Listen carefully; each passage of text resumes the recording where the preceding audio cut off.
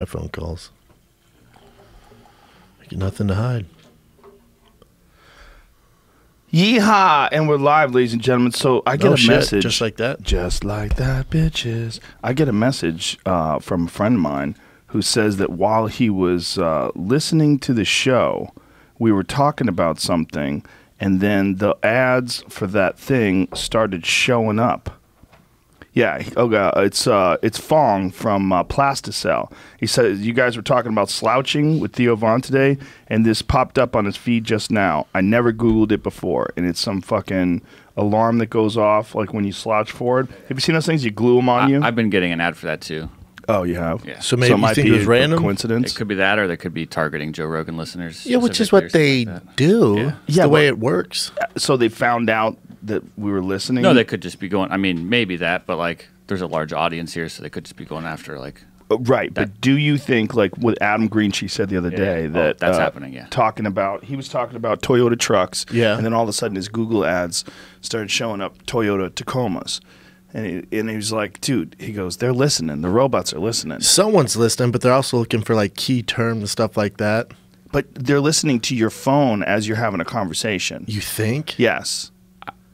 I have a few instances. I took screenshots because it happened three consecutive weeks. I touched something. I literally like held the object in my hand, and within 12 hours, I was getting an ad for it. Maybe you're magic, bro. It's very strange. One of them I have a little some Eddie Bravo the other shit. two I don't are know, like man. they're so weird. It's like, how the fuck am I getting an ad for this thing now? I've never even seen this. I've never talked about it to anybody. I didn't tell anybody I was holding it. Yeah, you ads for it. Always be careful of like this idea, because sometimes things are just a coincidence. And this idea that there's some grand conspiracy when it could be easily explained by a coincidence. But the thing that Adam said, he goes, man, I never fucking Googled Toyota trucks. Is that a good? That's pretty good. Not really. Not bad. Not that good. A little British. Hey, mate. But he was saying that they started popping up right after the podcast, immediately.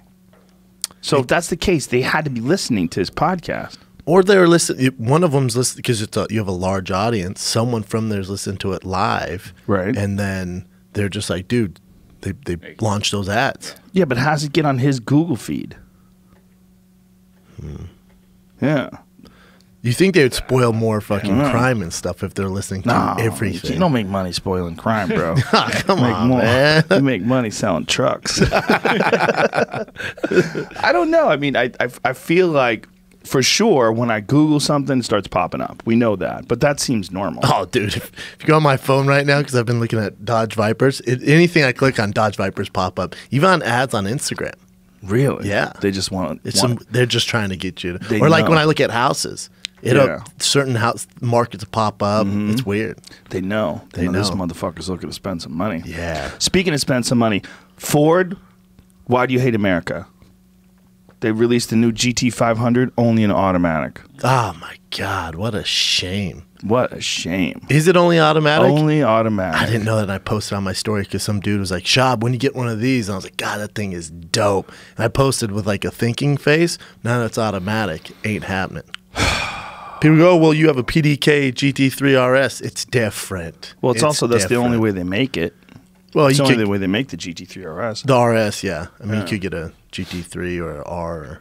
I get it. People don't want to shift. They get stuck in traffic. I get it. But there's a lot of other cars you can get. The GT500, it used to only be stick, like the GT350. Well, you know why they're doing it? Because they want to compete with everyone else. Because on the track, the PDKs beat the best racers in the world. Yep. Like my brother's telling me about this article he was reading where I think it was the new GT3 RS and or maybe it was the new GT3 because there's one in PDK, there's one in stick. They had one of the best race car drivers in the world driving the stick shift. Then they had some average dumbass driving the PDK, and they were going around the track, and the PDK smoked this dude. The guy with the stick shift smoked him. Yeah, but what are you trying to do? If you're just trying to buy a car for the track, I get it. But how many people are buying a car for the track? You're looking at him, bro. I race on the track. No, I don't. I have no idea. I don't give a shit. I just like the feeling, and it's kind of lame because I have that slingshot, the Polaris slingshot, and that stick shift, and that's like a tricky stick shift. Well, that's that little tiny cage with wheels. Dangerous as shit. But because it's a stick shift, I like not being able to pay attention to my phone. I like having to worry about all the cars around me. Like, I like that feeling. Yeah. I like the feeling of the road and the stick shift, and I dig that. I want that in a car now. Yeah, that's how my Corvette is. That little 65 Corvette, that thing's so small. Pump some life into you, though. Oh, God. Like, do you drive it to the store? All the time. Yeah. It wakes you up, right? Yeah, it wakes you up. Well, it's so loud. It's got side pipes. It's a stick shift, big old Hurst fucking cue ball on the top. Yeah. That's what you want. That's what they used to have with the GT500. I had a GT500 way back in 2012. It was glorious.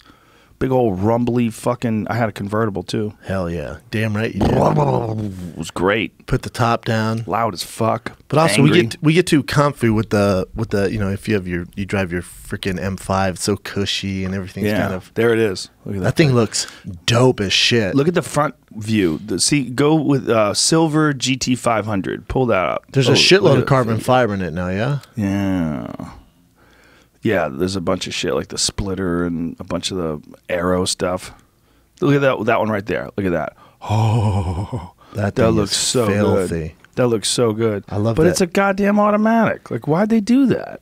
Like, just to compete, man. So when you look on Motor Trend, it says, it as an option. I agree. I bet they'll have it as an option, yeah? Have it as an option, and they give you a skirt when you climb into it. It said the transmission was made specifically for this car, and it's just to get performance out of it. That's all they want is the performance. So they can say, hey, this competes with, I would still drive that, even though it's an automatic. I would drive it as a daily driver. Yeah, I agree. I would 750 horsepower daily driver. 757, it says. Is that what it is? Yeah. That thing's probably pretty light, yeah? With all the carbon fiber, that thing's a fucking rocket. I don't think it's light at all. Check the weight, Jamie. I bet it's 3,900 pounds easy. Do you think it's almost 4,000? No way. Yeah, I bet it is. Does it have all the cushy shit in it? 3 seconds, 60. Yeah. Mid 3 second 0 to 60. Yeah, I bet it's 3,900 pounds. Google GT350R. They'll have the curb weight on. If there's a bunch of carbon fiber, it's not gonna be that heavy. Yeah, that carbon fiber. They got it pretty cushy, mostly for looks. No. Yeah, it's so strong, dude. Yeah, but it's light. But it's mostly for looks. Like, it's not making it that much light. 3,700 pounds. And that's the most track-ready one. So this is going to be heavier than the GT350 because it has a supercharger on it. The supercharger and all that other jazz is probably about 100 pounds. So yeah, it's like 3,800 pounds. 3,700. Yeah, for that one. But that's the 350. The GT500 has a big-ass Whipple supercharger on it. To make it even heavier. Sounds so good, though. You ever hear a supercharger whine? Fuck yeah. That's American power, though. They're not light. They're heavy, big-ass engines. Well, that's the thing. It's like... That's what you want, kind of, isn't it? They're trying to make a muscle car a precision scalpel instrument like a 911 GT3. It's not that. It's a different thing. It's not what we're looking for. Like that white car that I have, the GT3 RS, the Sharkworks car, that car is a scalpel. It's precision. It's effortless, the way it handles and maneuvers, and it's just a different experience. But a muscle car is supposed to thrill you. It's supposed to be exciting. Yeah, you don't want to... Yeah, it's not going to beat any fucking track times. No, what do you care, You're man? not trying to... I mean... what are you, Nicolas Cage and Gone in 60 Seconds? Stop. My brother always says that. Stop. Any car, I'm like, my thing would beat the shit out of that. He's like, not on the track, though. I'm like, I'm on the 405. I don't give a fuck. What is I'm not Vin Diesel. What do I look like? On the track. I know. It's so irresponsible to even be able to sell these cars. Like, when they're selling these Corvettes, these new Corvette ZR1s with 757 horsepower, they have a sub 3 second 0 to 60. It's like 2.6 seconds. There needs to be like an IQ test for that thing. Not even a driving test. Like, what? Do you believe in flat Earth?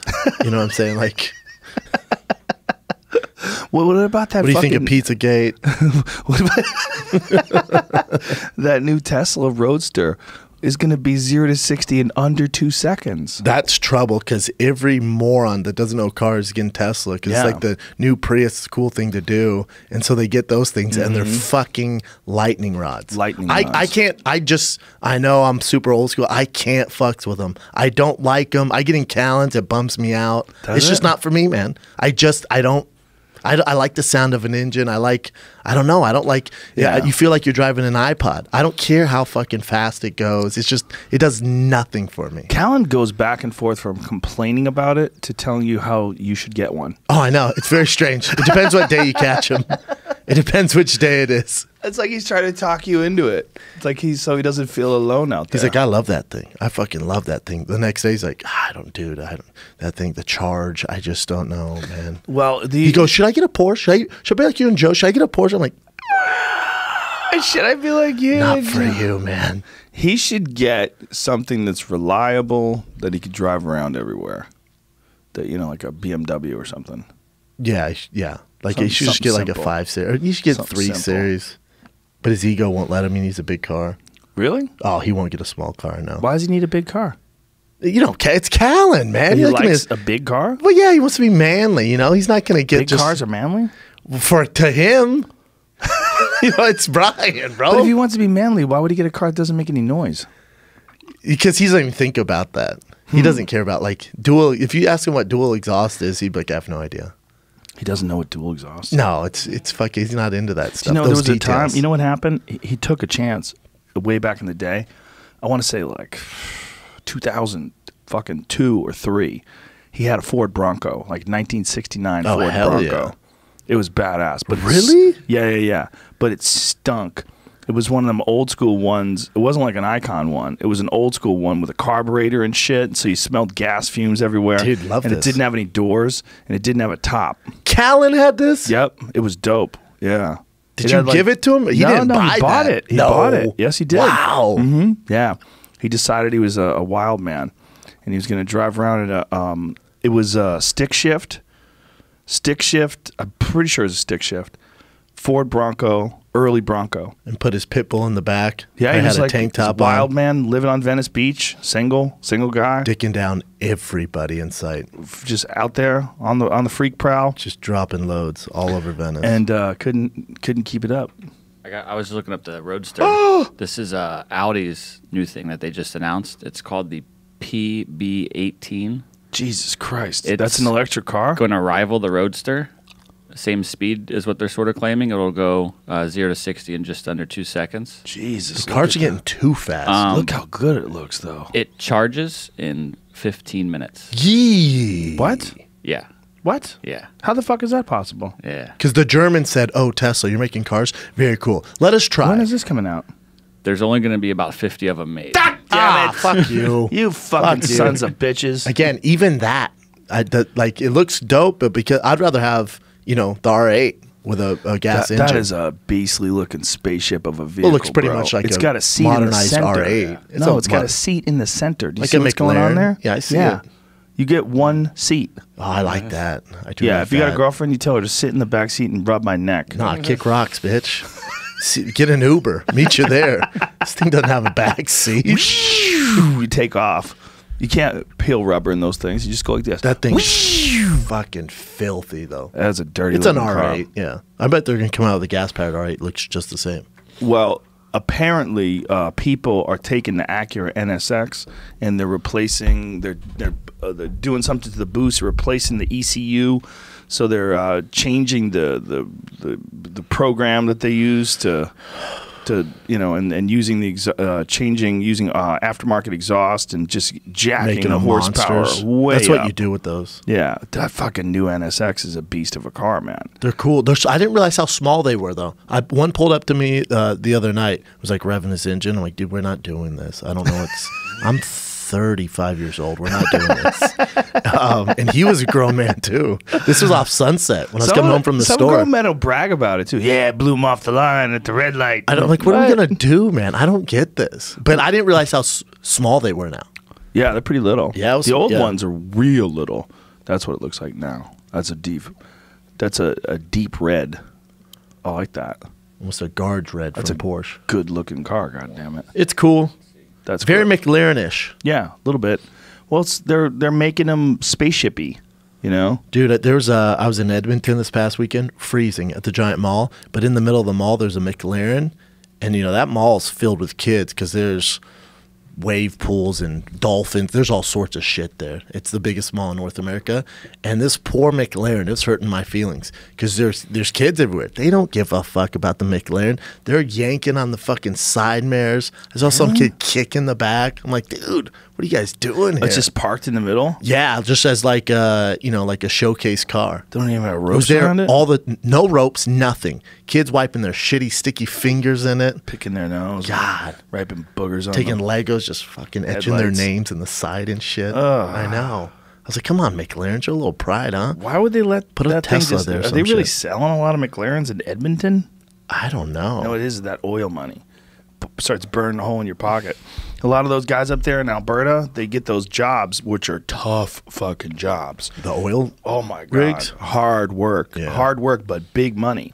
My friend John Rivet and his wife Jen, their son was doing it for a while.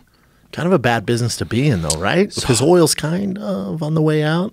Right? Not up there. I think it's down though. I know it's down because the economy there.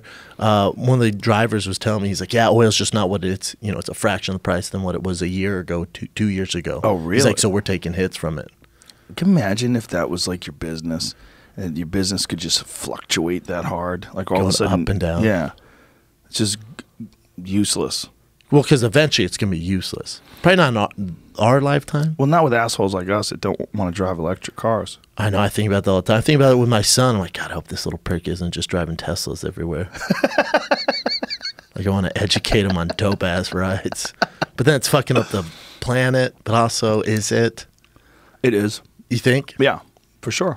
Yeah. So then we should be in electric It's cars. having an effect. Yeah. But the question is, how much of an effect? What is having the most effect? There's a lot of different things that are having an effect. And what's our footprint in that effect? You know what I'm saying? Yeah, there's a lot. I mean, human beings, there's a lot of us, and we're definitely burning a lot of shit and putting a lot of carbon into the atmosphere. And there's definitely an impact. Well, anybody who denies an impact is crazy. The real question is, how much of an impact, and can it be turned around, and how much of a bad thing is it actually? Because somewhere it's in the middle of you got your ultimate doom and gloom people that are saying that all of the city's going to be underwater. The fucking East Coast going to be underwater. The West Coast could be underwater. Everyone's fucked. And then you got the other people that say, no, we're just going to be able to move it in northern Canada. Jesus Christ. The people that think that we're just going to have up there. Beautiful spots in Antarctica. Yeah. I don't know, Probably man. somewhere in the middle, huh? It's somewhere in the middle. Somewhere in the middle. I'm a middle guy. The real optimists think that we're going to be able to take some of the carbon out of the atmosphere. And the way they're going to be able to do it, they actually invented this giant machine that looks like a building. It's like a building-sized machine that's like a huge air filter that just sucks carbon out of the air. I think they did it. Makes sense. I think it's a Chinese thing. I think they're installing them somewhere in China.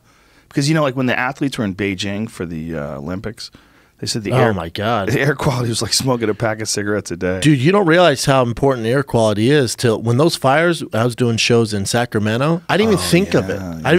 And fans were DMing me going, dude, are you going to cancel? Please don't cancel. I'm like, why the fuck would I cancel? No, I don't cancel shows. I'll see you soon, man. Then I fly in, and I was like, oh, shit. You couldn't see a foot in front of your face. Well, you sent me all smoke. You sent me a picture from your hotel room, and I was like, is there a fire in your room? Dude, I've never seen anything like it, and I did not feel good. I was sick the whole time there. Yeah. Doing my shows, I was lightheaded. Everyone had masks on like Asians at airports. Everybody, except for me and my brother. And guess what? We couldn't get any masks because they're all sold out. Did they help? The masks I think so. They filter some of it, but I didn't realize how big of a deal it was till I went up there. I'm like, holy shit, man, this is serious. Those fires were so big. I mean, the fires down here were big, but nothing compared to the Northern California fires. Because the area of Northern California that got lit up was like woods, like huge, huge wooded areas. I mean, a whole town was it's not there anymore. Yeah. Was it Paradise? Yeah. Done. Game over. There's no not town there left? Nothing. Really? Nothing's there? Nothing. The whole town burned down, pretty sure. Go to that. Pull up paradisecalifornia.com. Is that a place? That website's just down now. Yeah. Do you see they fired the freaking some of the firefighters and like relief people because they were taking pictures, like not even mocking. I don't think they should have been fired because it was like an all burnt down house, and then there's like, I don't know, like a wooden horse, and then like firefighters like on the wooden horse, and like, oh, you're mocking the people who lost their homes and they lost their jobs. That's crazy. Like, come on, man. These guys are fighting for their life out there. They have nothing to do with it. Not only that, the horse is there. It's like, what do you give a shit?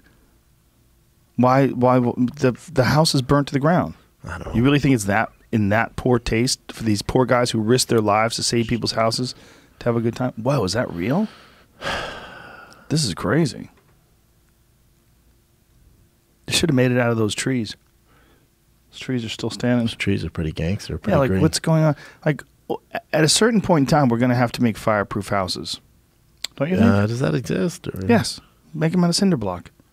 Or you got to do what Kanye did and just have your own freaking fire department just surround your house just in case. That's a good move. In my neighborhood, there's a house that burnt to the ground. I put pictures of it up on my Instagram. There's a car in the driveway. But the this picture's terrifying. Oh, dude, you're talking Armageddon style. This picture's terrifying. Is this what we're looking at? Is rows of houses that are gone. That looks like it goes for an entire neighborhood. It's an entire neighborhood wiped out. Looks like a mile, and just there's nothing left. Everything's burnt to the ground. But it's amazing. Those trees are still standing. Look at those trees. They're torched, but yeah, they're there. Yeah, but it's weird. They're black as fuck. Isn't it weird? Wouldn't you expect the trees to be burnt to a crisp? Yeah, they're so thick. The other thing is, where's I fly? Oh, coming from Edmonton, I flew down, so from north to south. And when you go over Malibu and like in Woodland Hills and where you live, when you see all that, it's insane from a bird's eye view. Yeah, you can just see all the black when you're flying into LA. Well, I flew over Malibu with Burr in a helicopter, so we got real low. It's crazy. Crazy. Look at this McDonald's burnt to the ground. That's crazy. You know that motherfucker burned. When cheeseburgers are gasoline. Look at that. That bridge burnt. How the fuck does a bridge burn down with steel? Well, it's wooden. That was a was it a wooden bridge? Look at this. Like everything's gone. So is that the case that the whole town is evaporated? Paradise is gone. Yeah, pretty sure Paradise is. What the fuck do those people do now? You don't rebuild, right? You're like, whoa. Jesus Christ. And then also a lot of it, and this is just from my own experience down here, looking at homes in areas where there's chances of fire that were caused by fires, banks won't give you the loan, or you have to put a higher, almost all cash payment down. Really? And also the house insurance on a fire area, they're not going to do it these days. But what are they going to do with a place like Malibu? Because Malibu got hit harder than anything. They lost 600 plus houses. Find out if that's true. I know they said they lost like 1,500 structures, but someone told me that 600 of those were houses. And if you're talking about Malibu, like when Burr and I were flying around the coastline over by Point Doom, you know, those beautiful... Zuma Beach there? Well, is that right? Zuma, James Beach area? I don't know. It's the cliffs. I know what you're talking about, though. Woolsey Fire, worst fire to hit Malibu, with home losses topping 1.6 billion. Billion. I feel like we don't hear about structures destroyed. I feel like we don't hear about it so much because I think people assume everyone in Malibu has money. Yes. They're a higher tax bracket, so like, they'll figure it out. It's still super fucked up, man. Well, I have friends that don't have a lot of money, but they build houses. And one of the houses they were living in and the other house they were building, and both houses got torched. 400 single-family houses with an estimated market value of $1.6 billion. So 670 structures, 400 of them were houses. That's horrible, man. It's weird to fly over, man. When you fly over it, because with a helicopter, you know, Burr was pretty close. Yeah, we were you know, right above it and circling, you know, just outside, right over the ocean. And as you're doing it, flying over the ocean, you're looking at these compounds. They're probably $50 million houses. I mean, these fucking massive compounds burnt to the ground. Just gone. Not a goddamn thing they could do about it. How good of a pilot is Burr? Terrible. We almost died 3 times. Jesus Christ. No, he's great. Is he? Yeah, he's great. He's really good at it. He's been doing it for a while. When I saw that picture, I'm like, oh, fuck, man. I trust that guy 100%. If he told me that he was going to take me up in a helicopter, he knows how to do it. Yeah. It was a good time, man. We had fun. We had a lot of laughs. Is it fun? So much fun. You're up in a helicopter with one of the greatest comedians that ever lived. Yeah. We're having a good fucking time. We're just howling, me and him. He's hilarious. And we're talking through headphones because it's like so you got a little fucking like commando or some shit. Hell yeah, that's sick. Little microphone in the corner. I don't know, helicopters scare me, man. It was a good time. Yeah, I saw that. It scared the fuck out of me. It's weird how close you can get to downtown LA. Like there's no real restrictions. You just fly right next to the building. So I'm like, this is okay. Because it's a helicopter? Yeah. Yeah. That was us right there. Yeah, we just flying around. I mean, we were just flying right next to these buildings. And we were the height of the buildings. And all those big buildings, see those flat spots and all those buildings? Those are all helicopter pads. Landing pads, huh? Yeah, and some of them are real narrow. And Bill was like, I wouldn't want to land on that fucking thing on a windy day. And I'm like, oh my God, I didn't even think about that. Hold up, like it was just you and Burr? Was there a third guy? There's a third guy. Yeah, the third guy was an instructor. He's the guy that teaches Bill. But Bill, oh, gotcha. But Bill can fly solo. He has a license to fly solo. He flies a lot, right? Yeah, he flies. God, I'm just not into that. I think it'd be awesome to get up there and do that. It's just not pros and cons, man. Pros, you fly around a little bit, get real high. Con, die. Yeah, but it seemed pretty controlled. It really does. But there's no room for error. You know what I'm saying? But, like, unless you're Harrison Ford. Remember he crashed in Santa Monica? But he crashed a plane. Straight up plane, yeah. Yeah.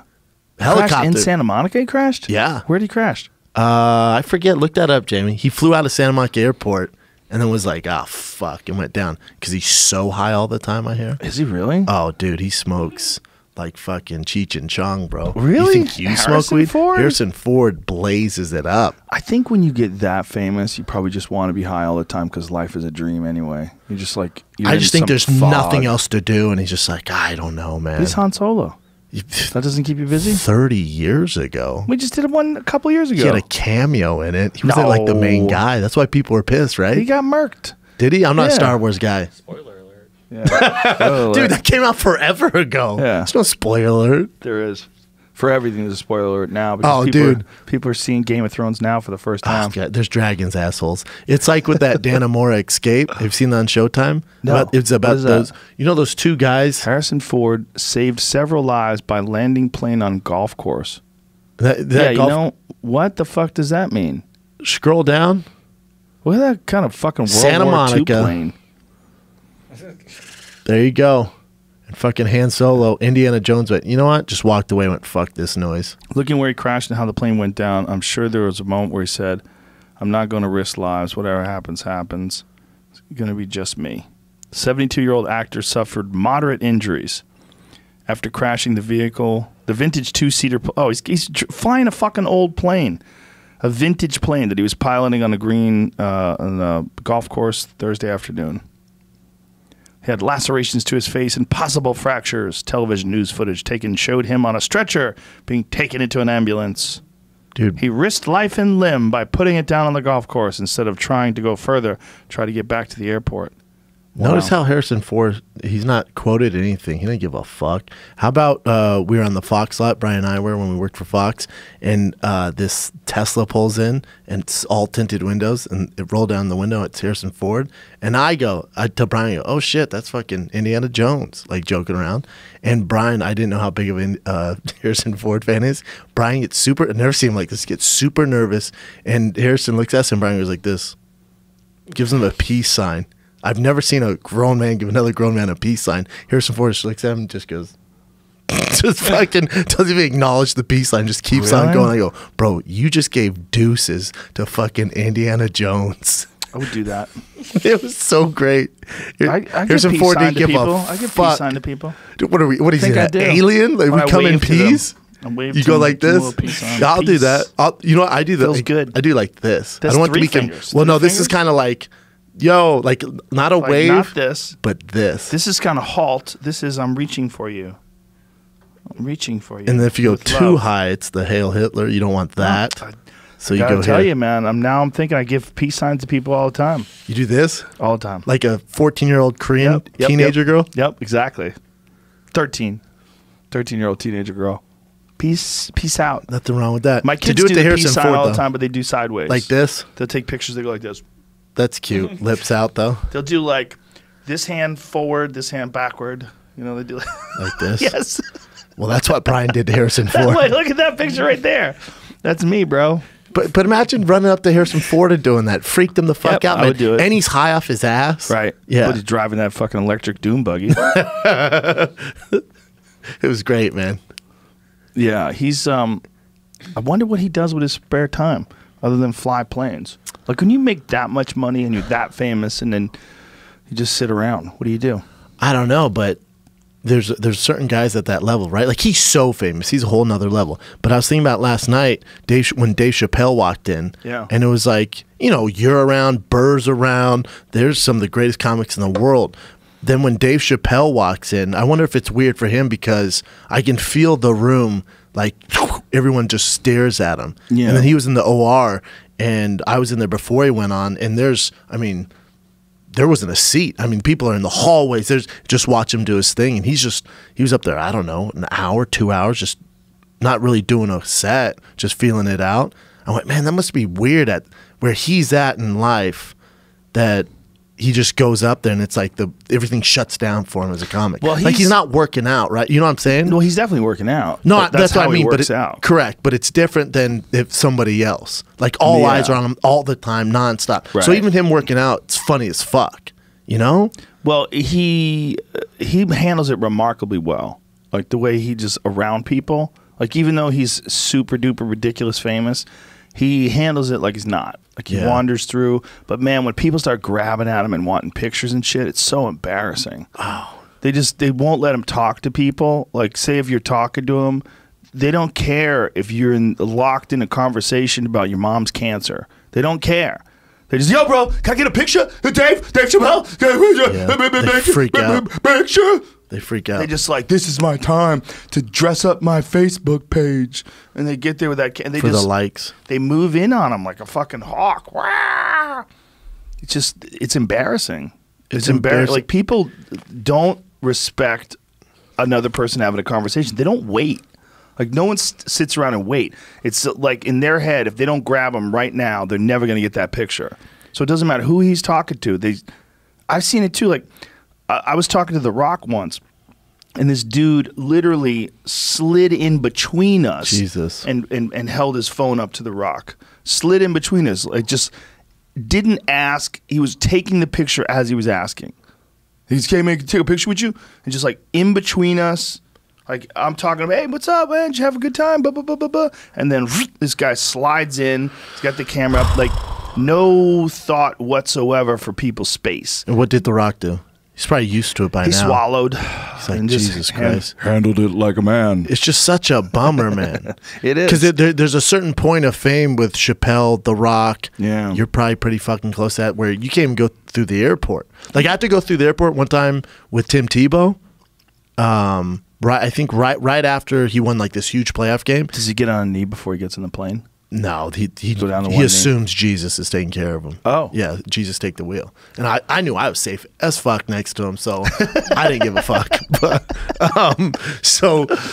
going through the airport with him, and I felt bad for him. I mean, you're talking, you can't get anywhere. It was just like this mob. Yeah. I'm like, dude, this is exhausting. Exhausting. There has to be a certain level where that's just not cool, man. Well, what changed was phones, cameras on phones, and then social media, because everybody wants a picture. Whereas before, I guess people would just want autographs and no one had a camera with them. Yeah.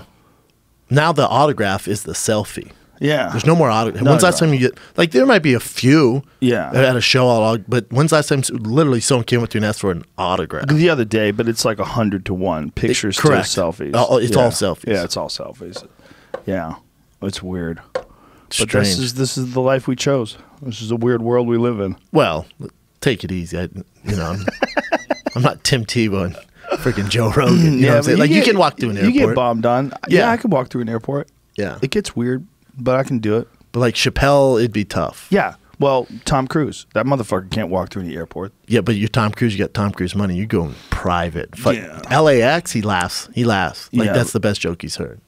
Like you bring up LAX or Tom Cruise, like, what the fuck? Come on, bro. Well, we flew over his jet when we were with Burr. Oh, yeah? Yeah, the Van Nuys Airport. Flew over the Tom Cruise experience. I feel like he autographs his jet. Does it have like his signature on it? I think his jet has a button that you can press, and then it's all covered in screens, and it turns into the clouds behind it and becomes invisible like the Wonder Woman jet. Makes sense. It's fucking Tom Cruise, man. But don't you think that guy has probably a lot of expenses?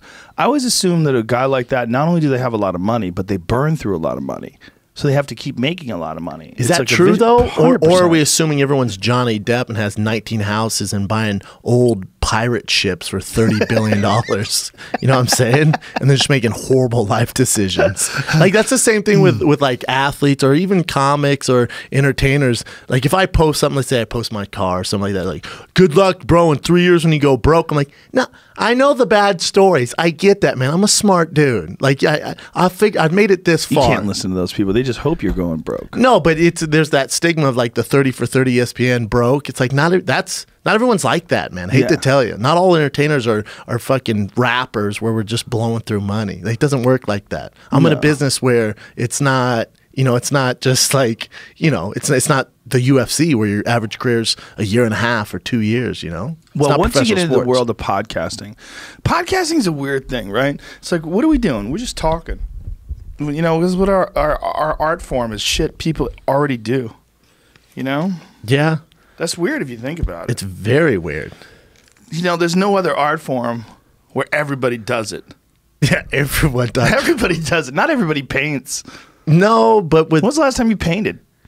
Well, I paint with my son. Right, he likes but on your own. When was the last time you went down to Michael's, got never, a canvas? Never, because I don't suck dick. I can't. I can't paint, There's bro. There's a lot of painters that don't suck dick. You son of a You'd be bitch. surprised, but there are. Oh my. But I'm talking about like taking time out of my day to There's a paint lot a of flower. Heterosexual male painters that admire you, that are listening to this right now. I love you guys, man. Paint me something cool, bro. Their paintbrush in their hand right now, and they're like, "Fuck this guy. I'm gonna paint Schaub with a big old dick in his mouth." Do it. Yeah, I don't know, man. With podcasting, it's weird, but it's also the gateway to an unfiltered medium where before with TV and movies and stuff like, with like name any big guy who I'm trying to think of like Dax Shepard, right? He's an actor. He's an actor and he has a podcast. Well, if you just watch his movies, you don't know shit about him. Right. He's playing a character. But you can go on his podcast, you listen to him talk, like, oh, fuck, we're into a lot of the same things. Oh, damn, he's struggling with his wife? God, I have the same issues. Oh, damn, he's struggling with his kids. And then you find out we're all the exact same. But you never get that if there weren't podcasts. You wouldn't. You're not going to get that off a ESPN interview, off a 30 for... You're not going to get any of that ever. That's why podcasting's taken over, I think. Well, it's also because no one can tell you what to do. You can have conversations that no one can steer. There's no executive's going to come in and stop you. If you fuck up, it's your fuck up. And then if you apologize, it's an apology that you make yourself. You don't feel good about what you did. You express remorse, which I do all the time. You have to. That's the way to go, though. Yeah. Like I talk a lot of I don't want to say shit. I go and then I'll think about something like with Nowitzki, right? I like Jeff Nowitzki. I really like him. Met him the one time met him. He's a great dude. We had a joke about it. The nickname, the Golden Snitch, like good dude. Look right there, right next to you. Oh, is this the shirt? Yeah. Oh, dude, thank you, Jeff. I will rock the shit out of that. Look at that. That's pretty dope. Hold that up for the camera. It's pretty dope. For sure, let me or Joe design your shirts, but that's a good shirt. It's a decent shirt. I like it a lot. Yeah, it's cool.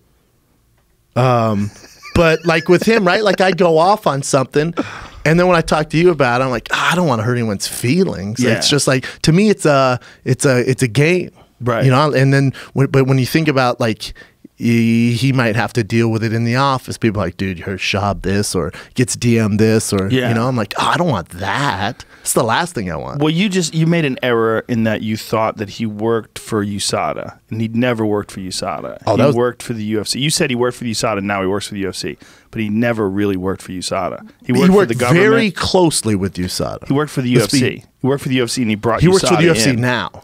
He coordinated the UFC's meeting with USADA, and he put it all together. He's the vice president of athletes' safety, health and safety. Is that what it is? Something like that. For the UFC now. That's what he's always had. No, that's not true. Before that, he worked for the government. Yes, but he's worked hand in hand with USADA, not as an employee. Right, but he never worked for USADA. No, he's never worked for USADA. I think he went from. I think he was working for the IRS.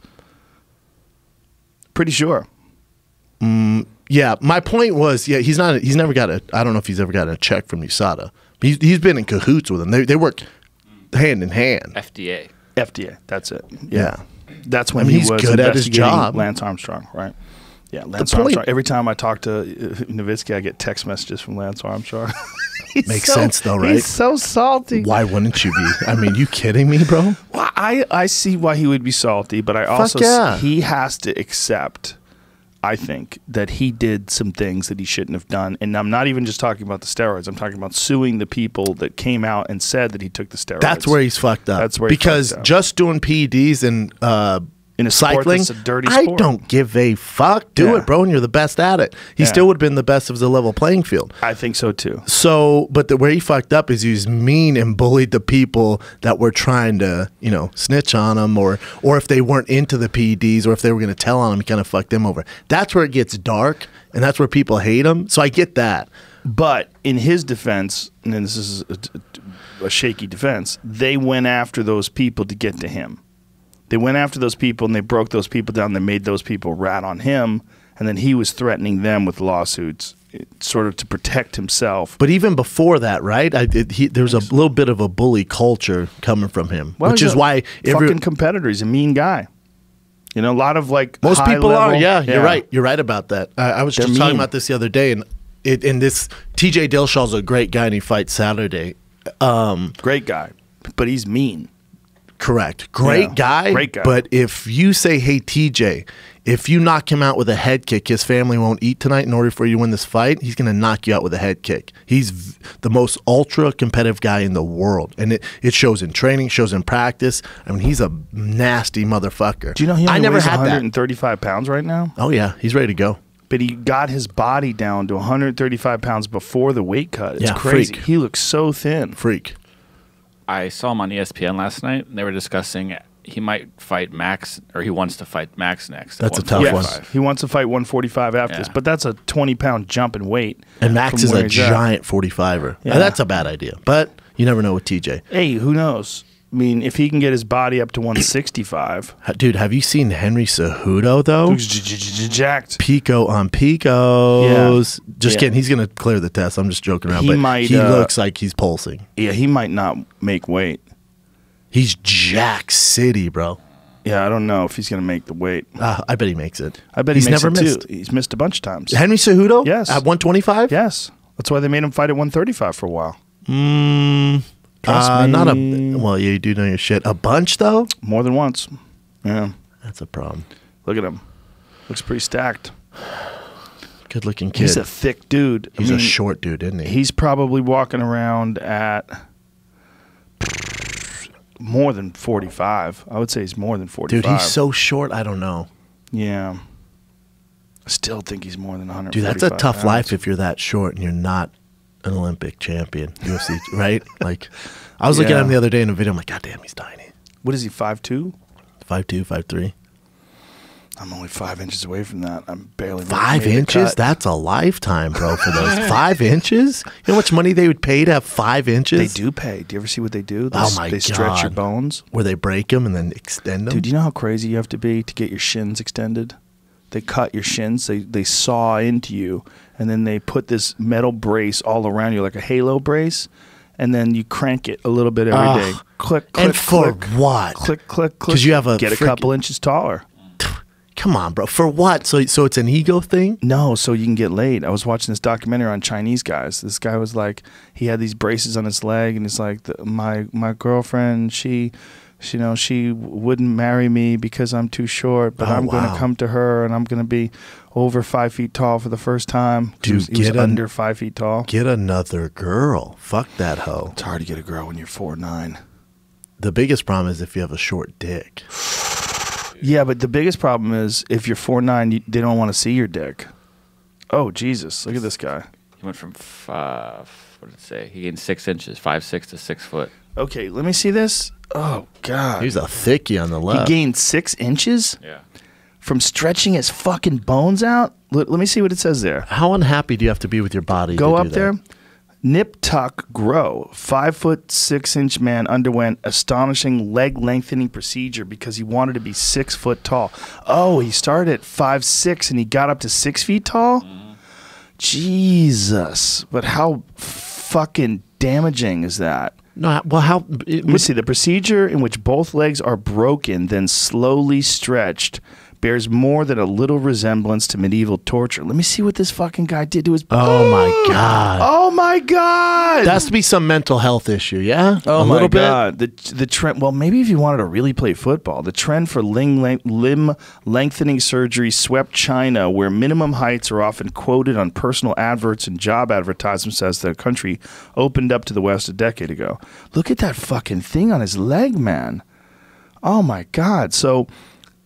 what we're looking at here, it looks like they cut an inch out of his bone, but then they have this bar that runs through it. So that's his femur, man. Dude, that's his terrible upper idea. leg bone. That's not even his shin. How do you think he's going to feel when he's 70? That can't be good. Oh, my God. And for what? To be 5 inches taller? Dude, get a skill. You know what chicks dig over height? Skill, man. Get funny. Get a fucking... 650 leg lengthening procedures in West Palm Beach, Florida. Not all to remedy deformity. Some of them to remedy deformities, which makes sense. Dude, there's some... Now, how long do you think it takes for them to fucking recover from something like that? A lifetime. Oh, they have height dysphoria. So it's sort of like anorexia with their height. It's a mental disorder. Ugh. It's one of the few psychiatric disorders that you can actually cure with the knife, says the surgeon. Oof. Says the surgeon trying to sell this bullshit. A doctor uses the term knife. Are you really using a knife, bro? Don't you have a scalpel? I'm probably not going to that guy. What I can cure with the saw. It costs $85,000. Look what it says he does here. Surgery is not for the faint-hearted. The leg bone is broken in two. The doctor then implants a state-of-the-art telescopic rod into the cartilage of the bone, which then pulls it apart very gradually, 1 millimeter a day. New living bone grows along it to fill the gap, and muscles and nerves, the arteries, the skin also renew themselves. The cost is prohibitive, $85,000. Takes at least 3 months to complete. Grueling physical therapy is essential. Look at that one. Look at the gap in his fucking leg. Look how big that gap is. You ain't playing any sports. You're not playing sports. Walking up that guy and leg kicking him. Yeah, I was just thinking that. Imagine if he decides to do Muay Thai. I bet you his where your leg is vulnerable is changed, right? Dude, if your girl's the geometry a of your one. leg is like if your leg is a certain if your bones are a certain width, I would imagine there's it all makes sense pretty much in terms of like mathematics, like how long your knee is or how long your femur is, it would be a certain thickness. But then if you spread it out, it's like the thickness of a shorter one, but now it's long. And it's probably more That can't vulnerable. be safe, like stilts. It's the Make Me Taller community I just found. Oh wow, God. there's a whole introduction to leg lengthening and frequently asked questions. Holy shit. There's only 30 posts though, dude. Well, that's just the FAQ. This one's got 300 posts. This is 3,000 posts down here. Still Patient diaries. Not a ton though. Of what they've gone through. I'd be more worried about lengthening my dick if I was those guys. Is there a lengthening dick community? Fuck yeah. You know what they do? They're all Asian. They hang weights on. How dare you? What? Racist. No, it's life. There's got to be some Asians with giant hogs out there. I feel like we'd know about it, right? Because that guy'd be flaunting his shit. That'd be Make Me Longer community then? Or? Yeah, make me a bigger cock community. Because there's procedure you can do, like to cut it, right? Just Google how do I get a bigger cock. I can't. That's the You're thing. gonna get a virus, bro. You're gonna get a virus. Every porn site. There's the pumps. There's a pump, man. The thing is, if it was something that really worked, everybody would know about it. Yeah, fuck yeah, there. Would you any room you walked in with a bunch of dudes, like, dude, you see that new fucking device?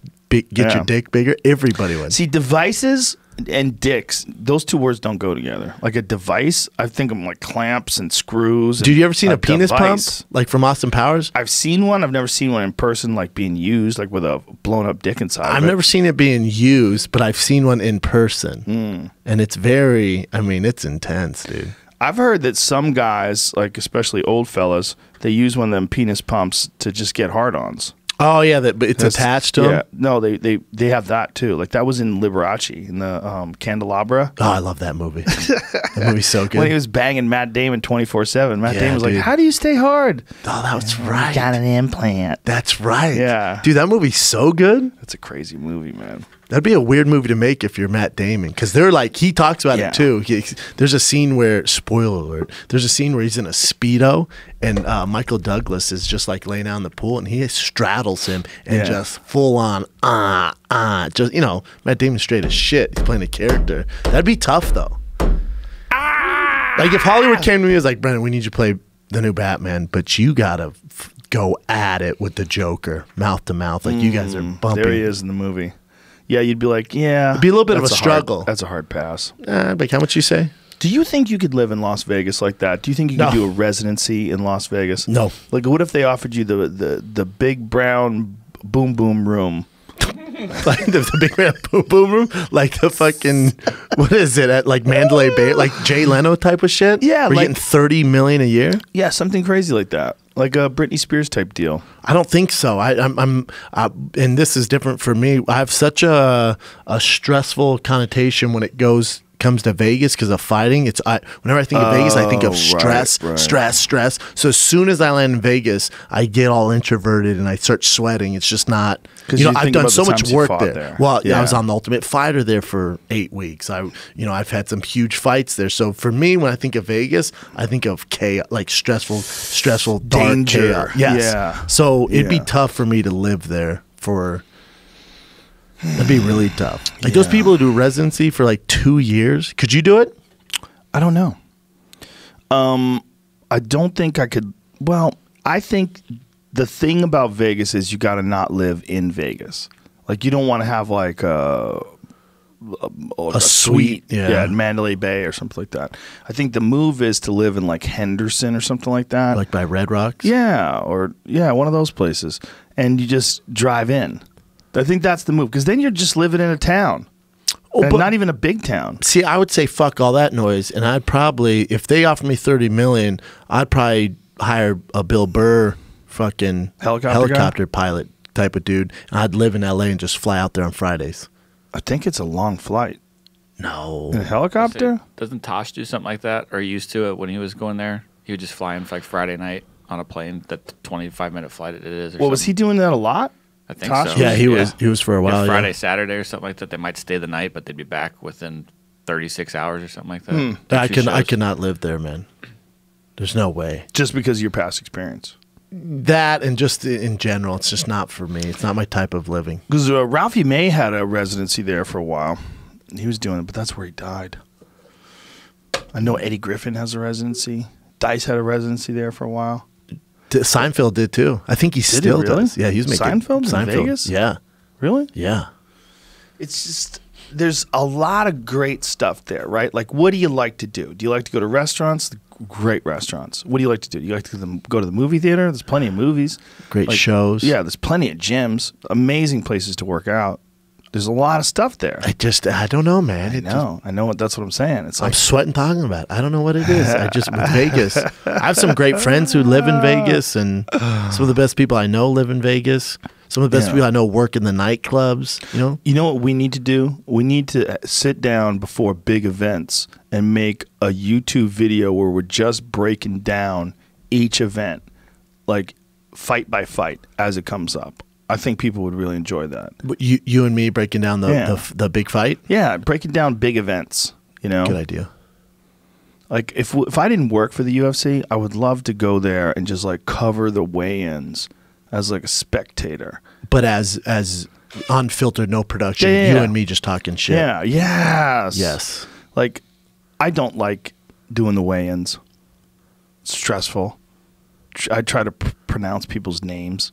Piotr Jan. Like, what? Oh, dude, there couldn't be a worse job for me if you asked me to pronounce everyone's names correctly. Some of these Russian cats, their names are off the charts. And there's only getting more Russians. A G and a Z, but you got to use a Y. You got to say it like a Y. You're like, what? Not for me. What is the name? Yeah, I have to write it out phonetically. How much longer do you think you do that? I don't know. Just between me and you, no one's listening. No one's listening. I don't know. I do enjoy it. Have you ever thought about it? Yes, all the time. Really? Well, why? I cut way back. Because first of all, I was doing too many of them. At one point in time, I was doing 24 a year. It was way too many. It was like half the year. Half the weekends in the year, I was flying somewhere to go to the UFC. But that's when you did international as well. Yep. Yeah, it was too much. And that was before the UFC really, they started adding a bunch of people. Yeah. And it took a lot of the weight off of me. Yeah. I'm sad they got rid of Jimmy Smith. I think Jimmy Smith's really good. I think he's really good, but sometimes it's just not a fit. Like I didn't find him, and maybe he didn't get his fair shot. I think he's one of the best commentators in the world, but it never felt right. Maybe because he didn't get to do it enough. He's brilliant at his job, but I just didn't. It never felt right to me. It was like watching Joe Montana play for the Chiefs. Well, I'm selfish. He's my friend. I was happy he was there. I think he's really good. I love Jimmy. I'm not saying I think he's great. I think he's gonna go on. Whoever finds him can be lucky. But it never the writing was on the wall because you would see DC, who's amazing at it, see Paul Felder, who's amazing at it, Dominic Cruz, Michael Bisping. It's like, well, of course Jimmy's not gonna have a job. Like they're gonna use the in-house guys. That's what's the direction they're going. Yeah, I guess so. I wonder if he could do play-by-play. You know, like when the ones on Anik doesn't want to do. Anik does all the. Hey, Anik, go home to your kids. Don't you have like 7 daughters? Dude, go home to your fucking kids. John knows I love him, but I see him at Brazil, and then he'll post like 2 days sleep, you know, been on the road 19 days in a row. I'm like, dude, go home, bro. You can't. He's the best. He's really good. There's not a better commentating team in the history of combat sports when it's you, DC, and John Anik. That's the best. It's fun. It's a fun. DC's himself, and he's one of the best fighters of all time. John Anik's very fucking good. He's a brilliant dude, and then you do your thing, and that's. DC's so loose too. Like he makes it silly. He's a special dude. Like when Rose knocked out Ioana Jacek, he's like Thug Rose. That's what you want. Thug Rose. You can't pay for that. That's natural. That's no. You either got it or you don't, and he has it. That's his future, man. Yeah, that's his future. Yeah, well, that's why everybody kind of wants him to retire. You know, that's why I think his family's kind of pushing for him to retire. And I talked Crazy Bob Cook. He's like, I'd be happy if he retired right now. I don't think the UFC is going to let him retire without facing John Jones, the heavyweight division. He certainly can retire if he decides to. Not happening. You don't think so? Nope. They're going to throw that big money. Because when you sit down and make a deal with the devil, and they're like, yeah, you're thinking about retiring. Very cool. Here's the thing. We're going to pay you this much to fight this monster. They're going to get out that pen and go. Yep. And they're going to push that piece of paper across. Dan's going to go, think about retiring. What is that? Just do me a favor. Number. Just look at this. Look at that number. We're at Strip Steakhouse in Vegas. We're talking about 2 million pay-per-view buys, and this is what you would get. Set for life. He's probably set for life already. I don't think so. He made $4 million with Derek Lewis. Yeah, not set. I don't think you're set with $4 million. Who knows how much he made for Stipe? Who knows how much he made? I mean, let's say after taxes, $10 million in the bank. Is that set? Not the way you live. Look at that gold watch. Get out of here. You're wearing a gold watch, bro. Dude, that's not that crazy. Louis C.K. has a joke in his newest set about buying a gold watch. Does he? What's he say? I'll let you listen to it. Me and him couldn't be more opposite. Yeah. Yeah. You got a gold watch, son. It's a gold watch, dog. It's a gold Rolex. It's a fucking gold Rolex, man. Yeah, see, that's what I'm saying. $10 million isn't going to last for you. You're too No, $10 million would last for you. I'm not that crazy. Everyone thinks I'm crazy. How long would it last? For the rest of your life? $10 million, I'd be set with my investment, stuff like that. I'd buy property. I'd be panicking and counting Well, don't get me wrong. I wouldn't stop working. You know what I'm saying? But if you wanted to stop working, if you wanted to, I don't know. Have you ever thought about? Have you ever put a number where if I get here, I can chill out on? Like, I don't need to do. I have 17 podcasts. I don't need to do all that work. I don't need to do 9 sets a week at the Comedy Store and Improv. If you want to get good. I know, but if I want to get 100%? Yeah. If I want to get good at podcasting, I need to do that. If I want to get good at, but there has to be some material level financially where I can get to where I can. All right, I can chill out on this, but I'm not built that way. Every morning I wake up like, fuck, man, we better get going. I don't think about retiring because I like what I do. So I don't think I don't think like, oh, I need to have X amount of money in the bank, so I'm not going to do this very much longer. I'm not saying retiring. I'm saying maybe cut back on all the shit you do. I like all that stuff. I think it keeps me from going crazy too. I think being active keeps me from losing my marbles. Yeah, I think if I I feel just around the house, just only with my demons. Depressed. I don't think I'd ever get depressed. Really? No. Oh, I get depressed if I'm not busy. If I'm with my son, I'm good. But you leave me alone? No, I'm like a gremlin after midnight. Don't leave me alone, man. I don't like being all by myself all the time. Well, I have so many different interests that I've sort of one of the patterns that I've picked up my whole life is that I find things that I like to do and I do them as much as I can. I have so many different things, whether it's archery or martial arts, or I'd join the fucking pro pool tour. I would do something. See, but everything you're talking about, what you're good about too, though, is you're doing that with friends. Like some of your friends are the best in the world at those things you just mentioned. So it goes hand in hand. That helps. If you were alone with no friends, that shit is very That's depressing. when I can get a little dark. If you leave me, my brother goes on the road to me all the time. I've done tons of dates, and when he's not with me and I'm in that room all by myself for like 3 or 4 days, I'm like, oh, I'm not happy, man. I'm not doing well. I don't know. It's probably something I need to talk to someone about, but I don't know. That is a depressing thing when you're alone on the road. I used to do those gigs on the road with no opening act, like way back in the day. Yeah, that's what I would work with a local guy, and it was just not fun. If the local guy was cool, it was great. We had a good old time, and it was fun. I like everybody, but if I'm all set on friends, so if you're not in my group, I don't want to spend time, like, I'm not going to go to eat with you. I'll see you at the venue, man. Like, I don't want to get to know each other. You don't want to get to know anybody? No, really? No, not really. Your book's closed. It's a lot of energy, man. I talk for a living, so If you didn't have to work ever again, what would you do with your time? Like, what if, say, you hit the lottery, you won $500 million, you never have to work again? I would still do stand-up and podcasting. Really? Guaranteed, yeah. Wow. If I'm not busy, like, I like being stupid busy. Like, I didn't, Theo and I have a new podcast. I didn't need to do that. I already have my show on Showtime. But yet you did need to do that. Because I love doing it. Well, it's not for a financial thing. It works good. Like, I love Theo by himself. Like, his podcast by himself is really good. But brilliant. He's better with other people. Yes. Because other people get to respond to how ridiculous he is. Out of this world ridiculous. Half the fun is people going, what the fuck are you talking about? It's some crazy shit. It's some crazy shit. Me and him talked about doing it for a long time, doing the King of this thing a long time. Then we even made an announcement, and then months later, just because, he's a busy guy, I'm a busy guy, and it's like, we don't need to do this. Are you the Sting? He's the Rat King. Yeah, because he called me. He says I look like I got stung by a bunch of bees because I'm like swollen, and I called him. I said it looks like he, keeps rats or something like that. So I call him the Rat King, and then just stuck, and then King and the Sting, and it's been going great, man. It's been going great. It's so different than what Callan and I do. And people are like, oh, Firing the Kid, it's coming to an end. No, it's fucking not. Come on. Firing the Kid's never been bigger, man. You can't pay attention. Every month it builds. I don't know why, but every month builds. Me and Callan doing great, but there's the Rat King. That's what he looks like. This is the Turtles cartoon. Oh.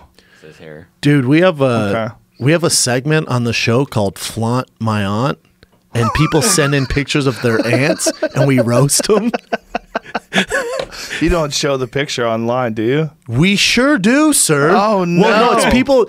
It's not all bad things. Like some girl sent a picture of her uncle, and she's like, yo, talk about my uncle. So, Theo always tries to be positive, and I take it down a weird road, but it's great. Or someone sent a picture of their aunt from the 1950s. Was she hot? Pretty hot. Our producer, Chin, showed his aunt, and she was hot as fuck. 1950s hot was different. Black and white. Mushy. There we are. Talking about somebody's fucking aunt. That's someone's old aunt. 75 years old.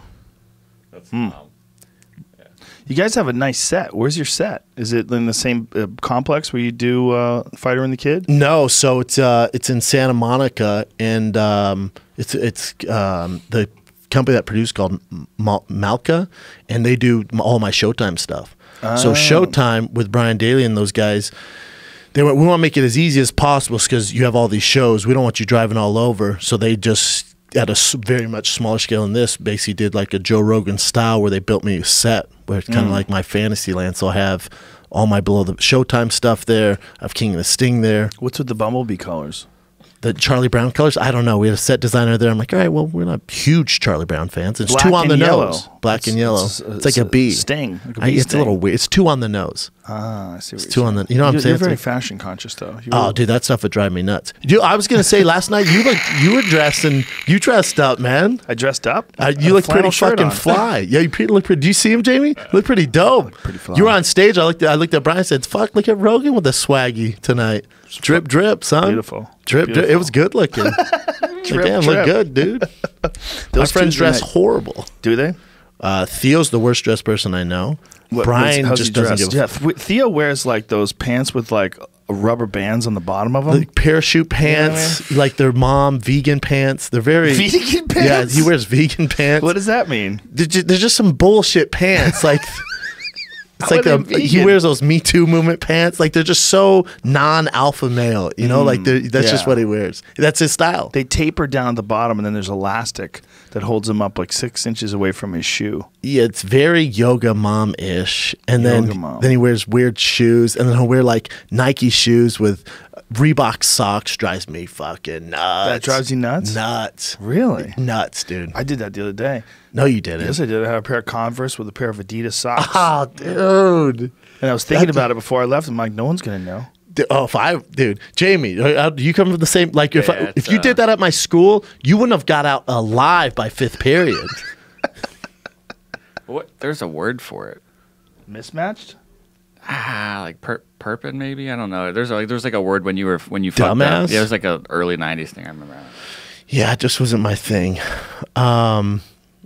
Yeah, but it's a good time. And what Theo and I tried to do is something completely different. It's not like open-ended conversation. There's no guest. It's all segments. Right. King or Sting it, and it's all fan submissions. So people upload videos, go, yo, Burger King or McDonald's. I mean, him debate McDonald's, Burger King, or flaunt my aunt, send your picture. Do you have a preference between Burger King and McDonald's? I'm a Burger King guy. They a both Whopper taste like with cheese. shit. Well, I didn't say either one's healthy, but they're They fucking. taste like shit. Dude, a Whopper with cheese? Ugh.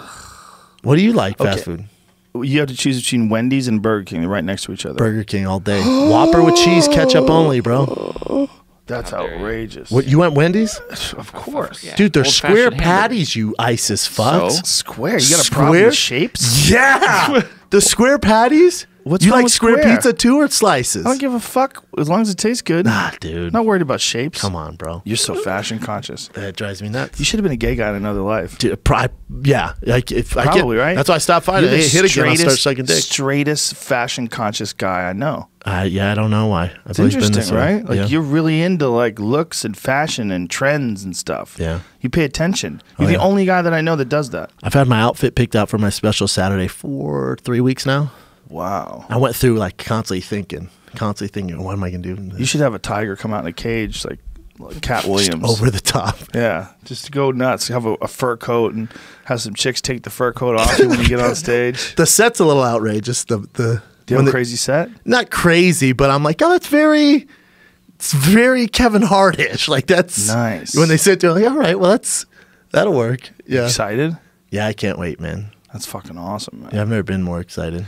So the same night that you are doing your Showtime special, TJ Dillashaw is fighting Henry Cejudo. Who else is on that card? Pull that card up. Good card, man. It's the first card ever for ESPN Plus. Yeah, ESPN Plus. So it's a streaming thing. You watch Cowboy Cerrone though on regular ESPN. Oh, okay. He's the main event on the regular ESPN. So it's weird because the prelims are on the digital device. Then it goes regular ESPN for the Donald Cerrone fight. Then you got to switch back to the digital. Yeah. It's gonna take a little while for people to get used to that. Well, some people are super bummed out. Like my friend Brian Stevens, he lives in rural Texas outside of Dallas, and he's bummed out because his internet's not that fast. It's like, in certain places you can't get fast internet. Really? Yeah. In 2019, he can't get Wi-Fi? If you want to live on a ranch. Don't live on a fucking ranch. You're going to get But he slow wants to Wi-Fi. live on a ranch. Oh, fuck, bro. People No, like there's some. living out They can there, do some bro. stuff. Bro. They What can do they some stuff, right? Well, you can if you really want to be, Balling.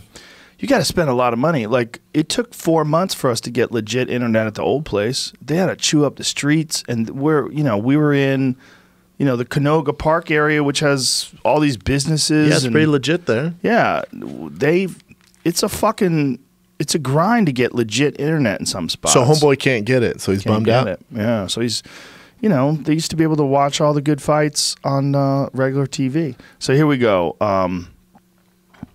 Gregor Gillespie versus Yancy Medeiros. Gregor Gillespie that guy is a fucking beast. Minus 550. You look at it, yeah, he's a overwhelming favorite. That could be fight of the night. I love how you skip over the Greg Hardy. We all recognize that's bullshit. And then let's keep going. Is it bullshit? I mean, the guy's got fucking serious power. Well, the only thing that's Does he? He's fought Cans. He's 3-0. So on the ESPN card, he's the co-main event? Well, it's because of his name. Alan Crowder, I don't know him. I don't know who Alan Crowder is. And he's Greg Hardy's giant favorite, 600. Yeah, he's minus 600. Wait a minute, he calls himself the Prince of War. Hey, bro. Whoa, no, he doesn't. Yes, he does. Greg, the Prince of War Hardy. Wow, don't do that. Do not, absolutely, do not do that. Do that. These nicknames are so bad. Like, someone needs like a nickname coach. The UFC should provide. You know how they have like the athletes, the performance center, where the athletes get to go. Nickname center. Yeah, they should have a nickname center. Like Gregor the Gift Gillespie, that's a good name. Dude, that motherfucker, triple G's. That motherfucker can wrestle. Holy shit, can he wrestle. He can fish, too. He can fight. Yeah, he's a good fisherman. Yeah. He's a fucking serious wrestler, though. This is a good fight. Dustin Ortiz and Benavidez is a good fight. Yeah. They did fight before. Yeah. And Benavidez won, right? Yeah. Benavidez is a motherfucker. Yeah. Love Benavidez. Glover Teixeira and Carl Roberson. That's a good fight. Carl Roberson is a fucking beast, man. Interesting nickname. I guess you say Roberson. Carl Baby K. Robertson. Yeah, that motherfucker can fight. He is good. Striking's very good. Yeah, he hurt his foot in his last fight, like early on, but this is a big step up for him. Glover's getting a little long in the tooth, a lot long in the tooth, but he's still tough as shit. If that goes to the ground, it could get dicey. And then the next one, boys, get your dicks out. Van Zandt, dude, and Rachel Ostovich. Both dimies of all dimies. They're better looking than the ring card girls. Well, Ostovich has the most redonkulous body. And her face is ridiculous. She's beautiful, too. She is dime. She's so beautiful, but her body is so ridiculous. It's like, are you a person? God. Yeah. I'd risk it all for that girl. And then you got Paige Van Zandt. Why does it say 155? She's not 155. That's a typo. Come on, UFC. God damn it. Get your fucking people on the website. Damn it. Someone's an asshole. They want to make fun of her. She's 155. They could also do a better picture of her. Some girl who works for the girlgirlfiend of the web designers. Like, my weight is 155. She's fatter than me. I'm 45, but she's 55. She's easy on the eyes too. Yeah, she's beautiful. Yeah, they're both gorgeous women. It's crazy though that Ostovich coming off of that domestic violence thing. Have you seen the video of that? No, it's disturbing. It's her husband saying he's going to kill her. It's super disturbing. And if you need security, Rachel, I am here for you. So sad. They have kids together too. It's just so fucked up. It's super dark. But to put her on the card with Greg Hardy, that was a lot of people criticizing that. And the UFC does not give a fuck. Well, the thing is that Greg Hardy was on the card. The card was set before she got assaulted by her husband. So it was already in place. She was supposed to be on the card. They pulled her from the card when they thought that she had a broken orbital bone. She went to a different doctor. I guess she got some actual exams and MRIs and stuff. Turns out she didn't have a broken orbital bone. They cleared her to fight.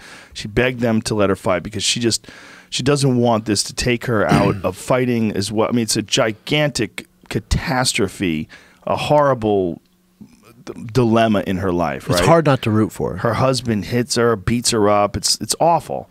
And she's like, I'm not going to let this guy stop my career. I'm not going to let this guy change the path of my life. I'm done with him. I want to fight. And she begged them to let her fight. And I'm just saying, if I'm the UFC, I go, all right, Greg Hardy, he's not a big draw. He's not a veteran. There's nothing going on here. Let's just move him to any other fucking card we have. We're sensitive to this.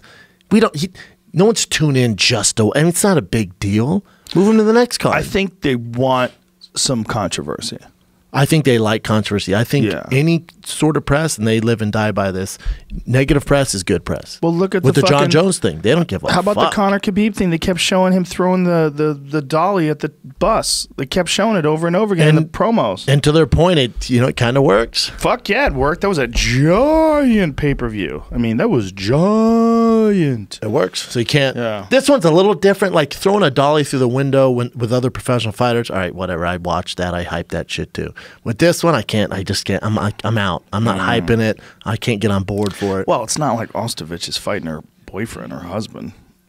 It'd be cool if she was. I think he's a fighter, so that could be trouble. He is a fighter. Yeah, okay. Yeah, probably not. Looks pretty jacked. Yeah, it's trouble. Not good. The whole thing's so ugly.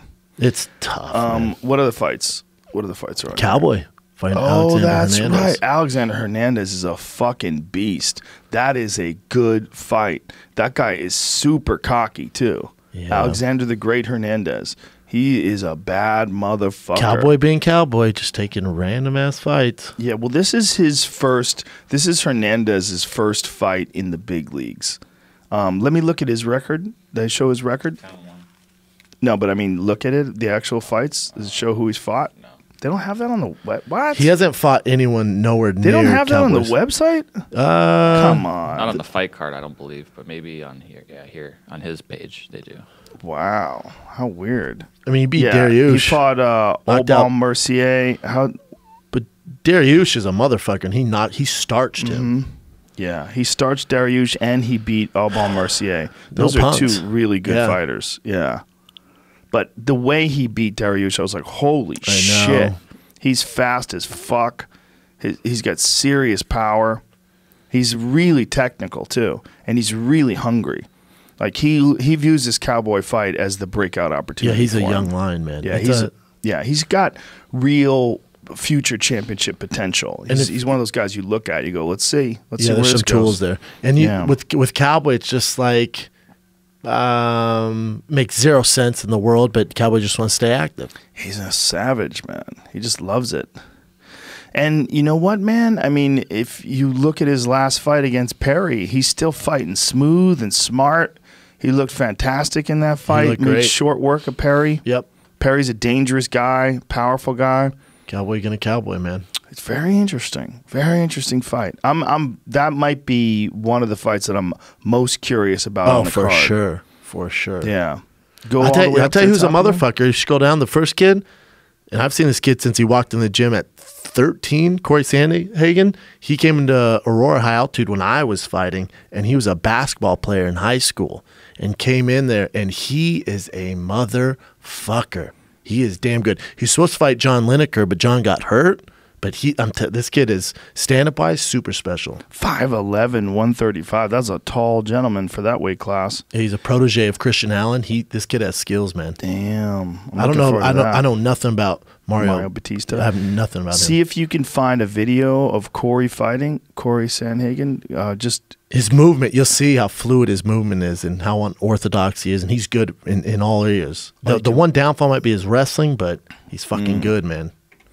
Yeah, it's a fun time right now for up-and-coming talent. There's so many good guys. As far as combat sports, including boxing and MMA, they're going to in the business we're in, there couldn't be a better time. I know, right? It's crazy. The best. It's amazing. It's a male soap opera. I always have something to talk about. The only thing that's left out is kickboxing. Kickboxing still is not getting any traction. You know what? It's just like jiu-jitsu. Like, it's never going to just blow up like these other sports. Why not? Because it's the way the world is, Joe. No one gives a fuck. I'm sad. Yeah. That's the one thing that I think is missing is kickboxing blowing up. Again, I love combat sports, but it's like I'm not going to jump to my couch to watch kickboxing or jiu-jitsu. Really? And I love jiu-jitsu, but I'm not going to... Like if there was a big kickboxing card... Like I watched Overeem Badahari. Didn't we go to see Joe Schilling fight together? Did you come with me to that event? I didn't go with you. You didn't go with that. Oh, speaking of that, Coker texted me last night. I didn't get back to him. Sorry, Scott. Oh, Fedor. Yeah, he's like, dude, you in for Fedor Bader? I didn't get back to him yet either. I was going to ask you. I was waiting. Do you want to go? Should we go? I'll Is go. it next weekend? It's the 26th, the weekend after your event. It's at the Forum. I feel like we should go to see Fedor fight live. Me too, because especially if he loses, it's probably the last time. Well, it's just the opportunity to see if there's 5 all-time greatest fighters in history, he's on that list. Have you been to a live Fedor? Never. I've been to 2. Went when he fought Ronnie Coleman, Vegas, and and then I worked at the Bellator when he fought Mitrione. Here's Sandhagen. We get a chance. God, he's so tall for 35. He looks like a vegan that like. But look, see how smooth he is when he switches. He got lit up there, and this. But he's very smooth, man. Oh, he fought Yuri Alcantara? That's a tough one. Woo, Jesus. Oh, this is one of the rounds of the year. He gets in trouble, and you think he submitted. I think his arm snapped. Look at his arm. He goes on to win this fight, I'm pretty sure. Jesus look at this. Christ. Oh, my God. How does he not tap here? This is crazy. He's triangled. He's in a full-on arm bar. I mean, he's getting his arm fucked up. He gets out of this. Oh, my God. How does he get out of this? I have no idea. What heart. Yeah, he has a special talent. Oh, my God. He's got some rubber arms. Look at his arm. His arm looks broken, man. Yeah, that looks broken. Look at it. Look how far it's bent back. And I'm surprised the ref didn't stop. Oh, I'm surprised the ref didn't stop Bro, oh, no. It's turned sideways now. See the way his wrist is? Yep. That's actually going with the joint because he's doing this now. So he's actually in way better shape now. And he's bleeding now. Now he's fucked. Oh, no, but he bent it down. Dude, he's safe. He's actually doing his very shoulder's good not doing with his well defense. Well, his shoulder's not in danger there. He's doing very good with defense. Look, he's getting cut up from this. This is incredible. Yeah, he controls the leg so he can escape. Oh, my God. This is horrific to watch. How does he get out of this? That's incredible. Alcantara's got to be like, what the fuck? How does that guy not That'll tap? break your will. When you do all that and he's still there, then look at him. And then beating the his guy's ass. smashing you. And then you're tired and you realize, like, oh, my God, I should try to choke him. He should have committed to the triangle. I mean, the triangle is fully locked in. Dude, that arm bar was nasty. It was nasty, but triangles put you to sleep. The thing about arm bars is you can let your arm snap. You really can, and guys have. There's some crazy savages out there that will let you break their arm. No, a lot of time they stop it, though. But when you get put to sleep, you get put to sleep. Yeah, your triangle better be fucking good, especially this day and age. When's the last time you saw a guy get triangle besides fucking Brian Ortega? Like, the triangle better be goddamn good, man. Guys are so good with their defense with triangles these days. Yeah. Triangles aren't that especially good, though. Corey's a black belt. Right, but it's like whose triangle is that good? Like triangle defense or triangle submissions? Ortega's probably the best in the UFC. Yeah, T-City, Triangle City. That's what it stands for. People have seen him in the Max Holloway fight. If you've only seen him fight in that fight, God, you got to go back and watch him. Do your homework. His submissions are so nasty. Like, that's flying triangles. Sandhagen's is Sandhagen or Sandhagen? Sandhagen. Sandhagen is just smashing down on him. Alcantara seems spent. Again, came into the gym, basketball player, no experience. That's zero. Crazy. At 13? Young. Yeah, but see, the 13-year-olds, they just learn shit. Just think about 13, walking in the gym, and you have this work ethic from basketball, and you're like, oh, I'll try this stuff out. And you walk in the gym, you got Christian Allen, who's a ninja, and then he just downloads all his experience into you. And you're like, all right, and then you're in the fucking UFC. Amazing that is. And he was gonna be an underdog against John Lineker, and he would have beat Lineker, man. Dude, he's smashing Alcantara. How does this fight end? Do you remember? Corey wins. He's beating the and I'm pretty sure he got. I think he had a bonus for that night. You'll think Alcantara is probably, after all that, he's like, Jesus Christ, dude. He's not even defending himself well. He's exhausted from. But he's like trying to blow out his goddamn shoulder. The way he's defending himself, like look at what he's doing. It's almost like he's confused that the guy's still there and that he's pounding on him now. Like look at this. He's like letting it. He must be exhausted. He emptied his gas tank. He's getting fucked up. Yeah, he's getting fucked up. Dude, how about... he doesn't seem like he can move right. No, he's so exhausted, man. He's trying for that Nogueira sweep. The deep half. Yep, no one better. Yeah, man, that's interesting. And that is on what? Is that on Fight Pass? Some of them are on Fight Pass? No Fight Pass. This is on ESPN Plus. Okay. So it goes ESPN Plus, then you got to jump to regular ESPN to watch Cowboy, then you got to jump back to the digital platform to watch the rest of the card. What? Terrible idea, whoever did that. Really? Terrible idea. Really? Terrible idea. Back and forth? Yeah. That doesn't make... Is it not on an app, though? Like if you have it is on an app. On like an ESPN app. I'm saying it goes app, switch. regular TV to watch No, I know, Cowboy. but like you can watch ESPN normal on the app, I believe. I'm not that's sure. sort of what that's what I'm asking. Oh, I'm not sure. Hopefully. I'm not sure. I was listening. Luke Thomas was talking about it. And so, can you get the app on your television? Can you do it through like Apple TV? Should be able to. Should be, yeah. So you can just watch all of it. Yeah. Have you seen the? Oh, so at the end he stopped him. Yep. Damn. Crazy, dude. How about fucking Cain Velasquez versus Francis Ngannou? Ooh, that makes me nervous. For who? For Cain. Really? Yeah. It's an amazing fight for Cain. It's a great fight for Cain if he gets that guy to the ground. It's a great fight for Francis too. Well, it makes me excited.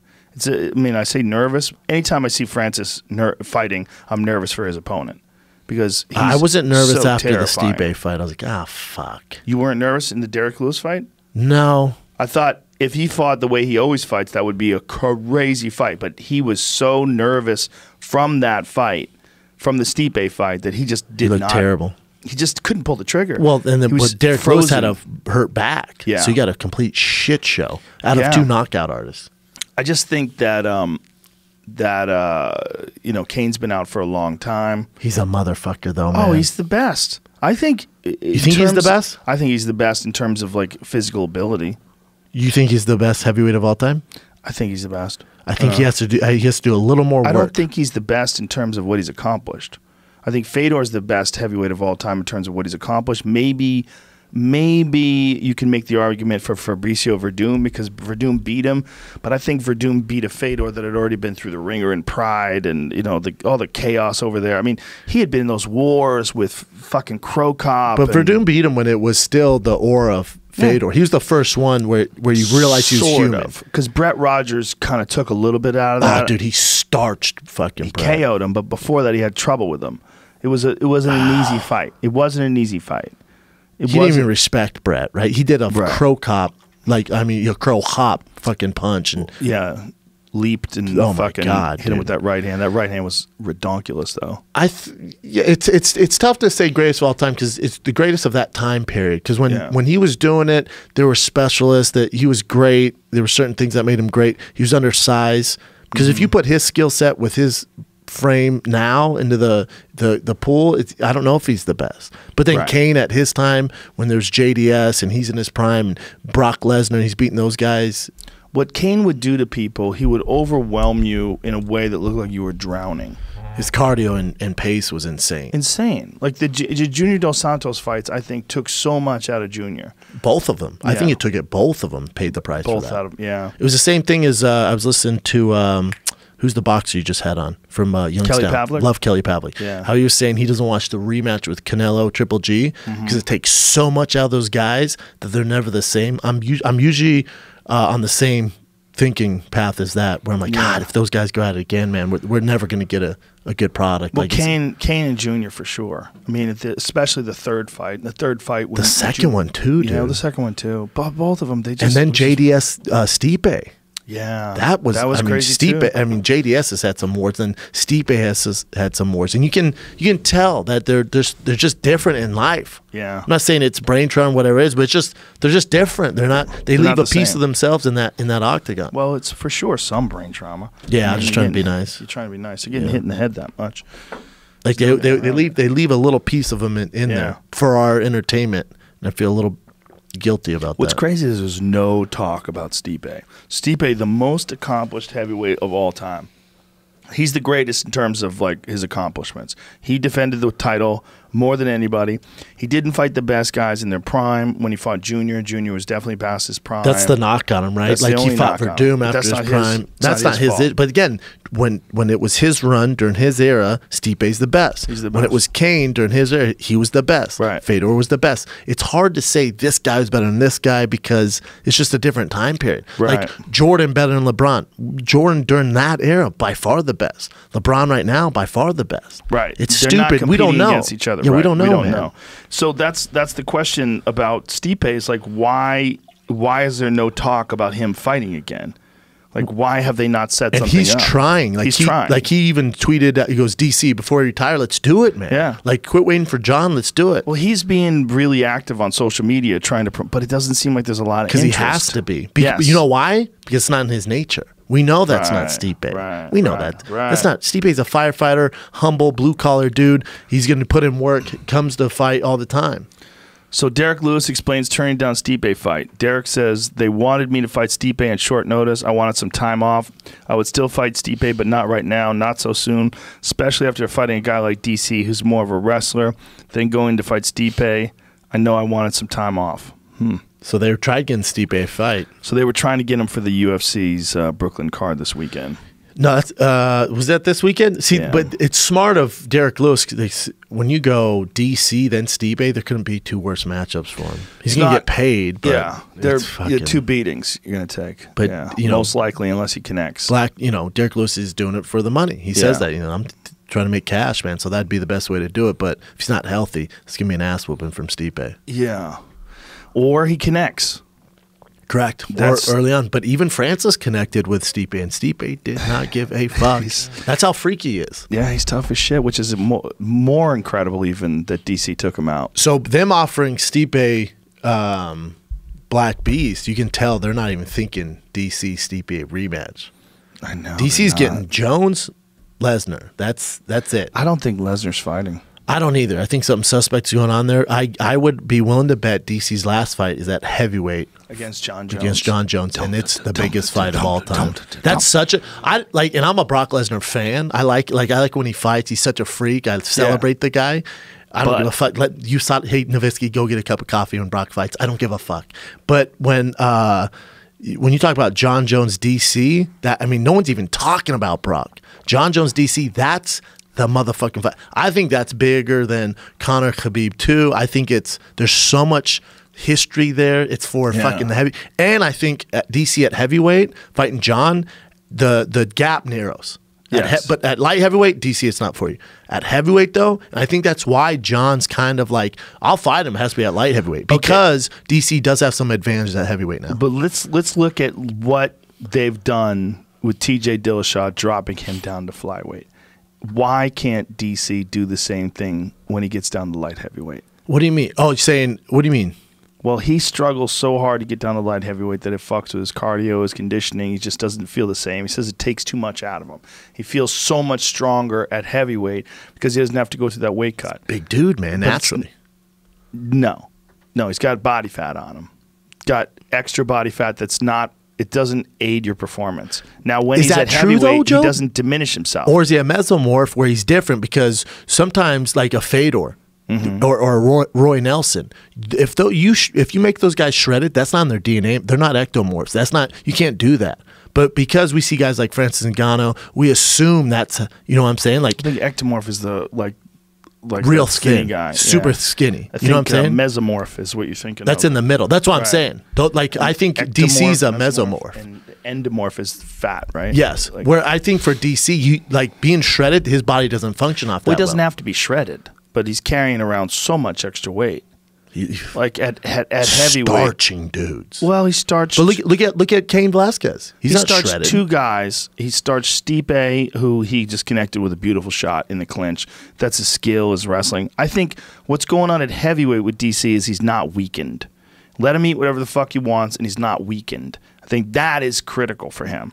And I think when he gets down to light heavyweight, I think he's weakened. I think it takes something out of him. But I wonder how much they could mitigate that with great diet and planning it out the same way Calavita's done to TJ. With TJ's a smaller guy naturally and leaner. 100%. But still, they leaned him out further to get him down to 135 pounds before the weight cut. I just don't think it's in DC's DNA to be that lean. It's just not for him. Maybe.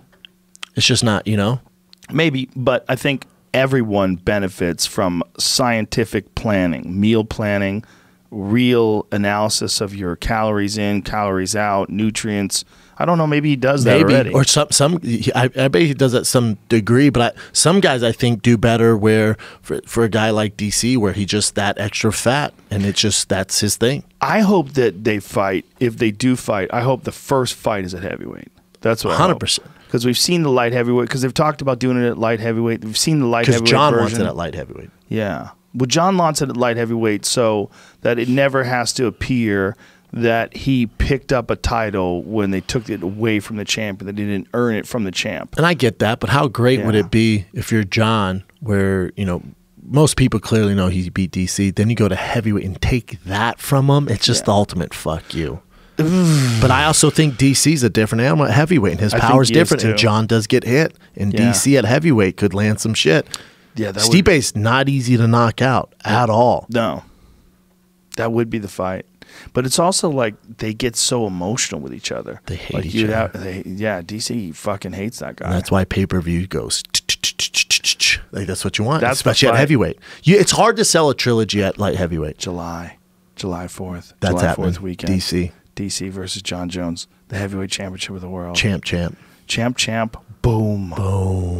The giant pay-per-view, 3 million buys. Probably around there, yeah. People it's a lot of pay-per-views, but yeah. There's a lot of, but it could be done. And that's what's going to happen. Dana's going to make a offer they can't refuse. Well, we're in January. February, March, April, May, June, July. 6 months from now. DC wanted to retire in March. You know what? It's not going to be July. He's not going to retire in March. He said his 40th birthday, he's going to retire. Get out of here with that. That's why Stipe tweeted him, was like, dude, let's do this before you get out. What is this? This is from a promo for the wrestling event this week because he's in Royal Rumble at the end of the month. Right. Is this new him? Is this like current him, do you think? Or well, if it's current him, he ain't passing any tests. He looks huge. No, it's just a couple of picos, bros. Relax. Look at the size of him. There's another little He's a freak, though, you know? Well, he's definitely a freak, but is he physically the same? Like, look up Brock Lesnar lean. So I was trying to find a new picture. But you ever seen a picture of him in high school? He was jacked. Huge. Yeah, he had a giant he's a naturally giant dude. Yeah. Ultra large size of can of paint for a head. Dude, he's so big. He's a tank. He looks like every bully of all time in high school, but he's actually a nice guy. Yeah, like there, he looks pretty lean. That's old. Dude, did you ever hear about the story? Pat Barry was telling me this. He used to train with Brock. Good God, that's a freak.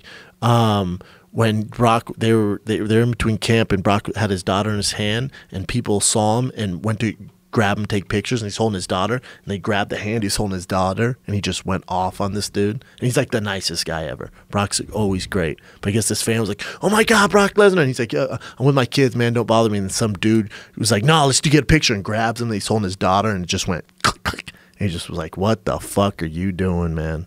Grabbed his arm while he's holding his daughter. He's holding his daughter that's like this, and the guy went. That's what, that's what reminded me of it. Yeah, he grabbed him. He's like, "What the fuck, dude? I got my daughter here, man, and I'm Brock Lesnar. I'm gonna twist your head off." People want what they want, and they don't care. Yeah, I just don't see him fighting again. I'd be happy if I was wrong. I think he definitely wants to get back in there again. I mean, I think he has some fights in his mind that he would like to get back. I think he could beat. I think he could beat Kane. 95% of the division too. He's a freak, man. Yeah, he is a freak. You know, picograms, no picograms. He's a fucking freak, dude. Picograms. That's just my reference for fucking steroids now. Pico's so hot right now.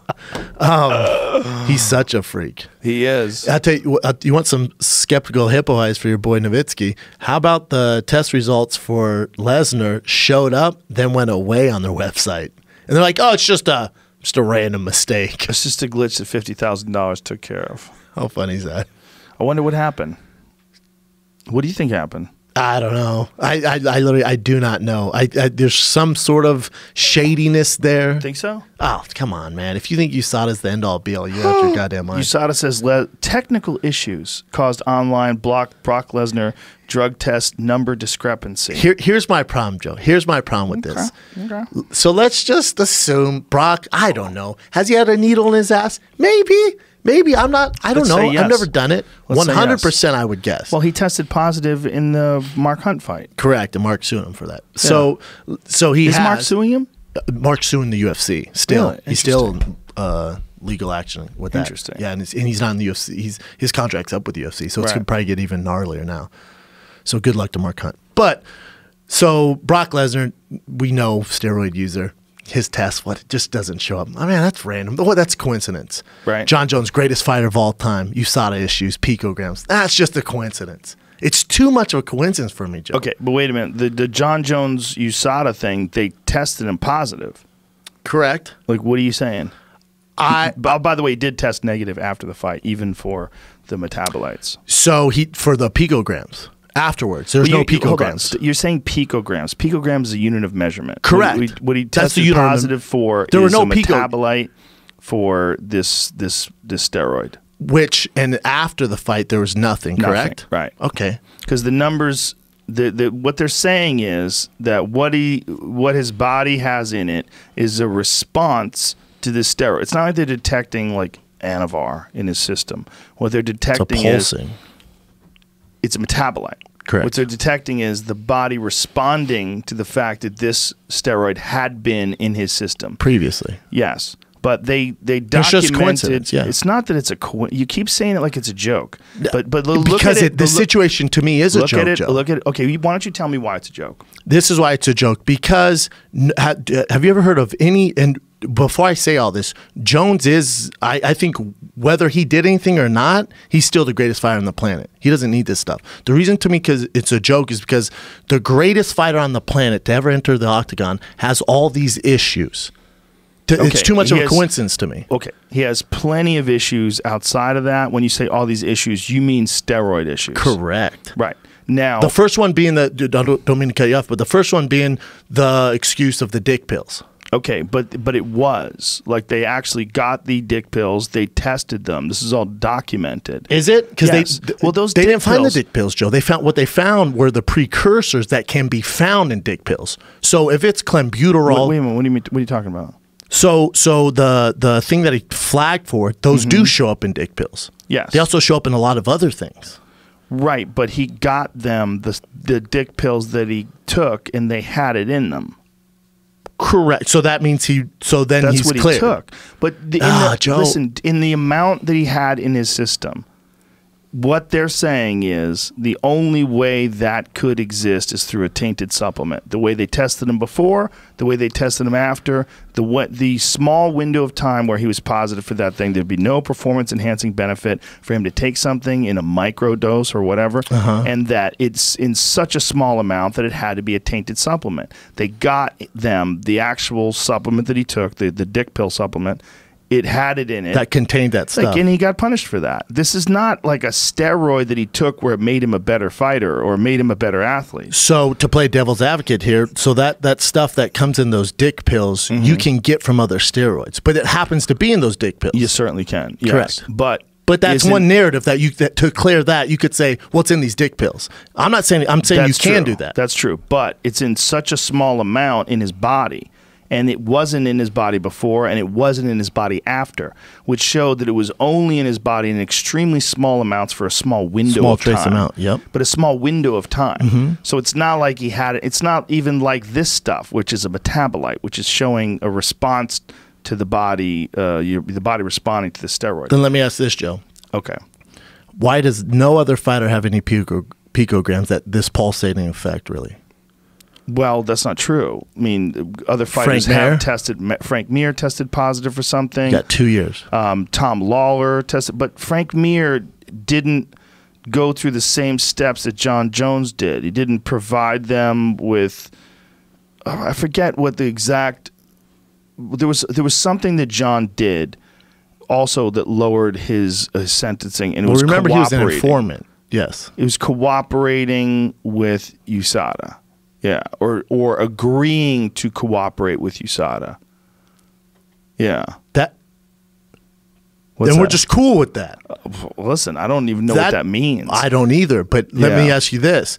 If I agreed to USADA to be an informant, an undercover snitch. Get stitches. Correct. Well, unless you're John, then no one can beat you up, so you're fine. But the thing is the only way I can inform you is of something that I know of. I can't inform you of just off speculation. That was what I asked Nowitzki. I was like, if he didn't do anything wrong, and what is he going to offer?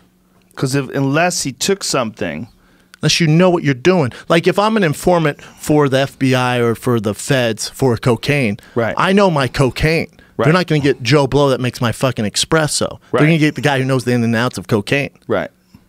That's, again, I'm like, all right, cool, man. Or they have a conversation with him and he says he can provide them with information with how guys are getting away with passing drug tests. And how would you know about that unless you're in on that? I don't know. I don't either. I'm just saying. Again, to me, all of it is a little too much of coincidence that the best fighter on the planet Earth has these issues. The best fighter on the planet Earth also ran away from a hit and run, smashed into a girl and broke her arm. He also drove his car into a tree. He's a reckless person who takes a lot of chances, and he does some, at least in the past, has done some things that are not very wise. This could fall under that. It could fall in, correct. Or, to play devil's advocate, I'm not accusing him of anything. To play devil's advocate, or a guy who is that loosey-goosey outside the octagon might have taken some performance-enhancing things, because that would be the similar traits.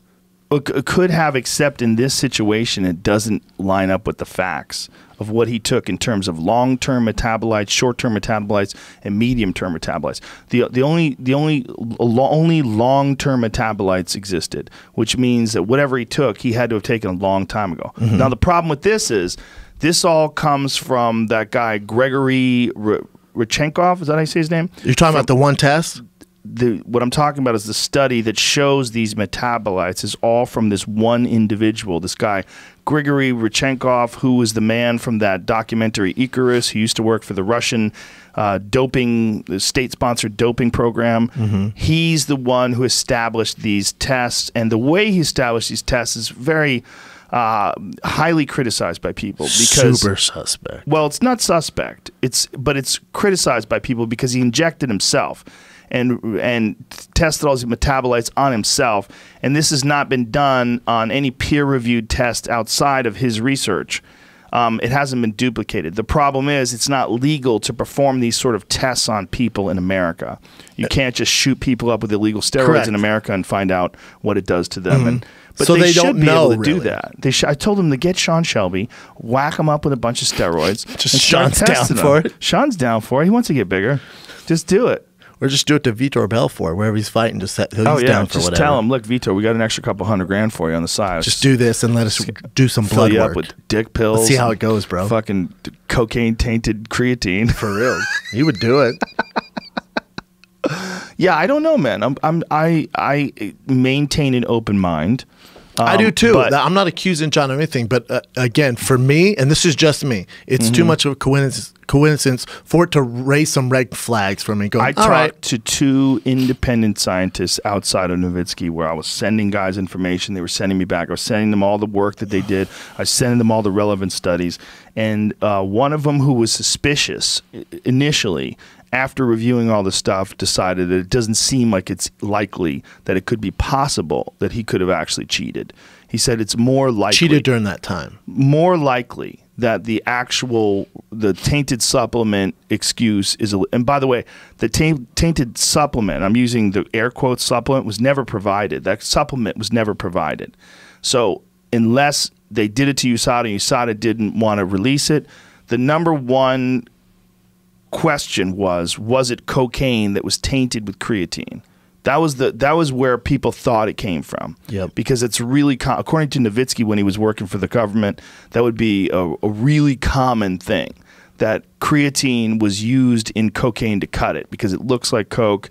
It cuts with coke. It's normal. It's not toxic. So they would always mix in cheap creatine with cocaine to make more coke. Makes sense. Yeah, it makes sense. And that's what Nowitzki believed. Well, that's not what he believed, but he believed that was a possibility. I've heard all sorts of possibilities. Yeah. It'd be interesting to know the actual truth. Yeah. Well, we're not going to know that. I think we know as much as we're going to know, unless John comes out.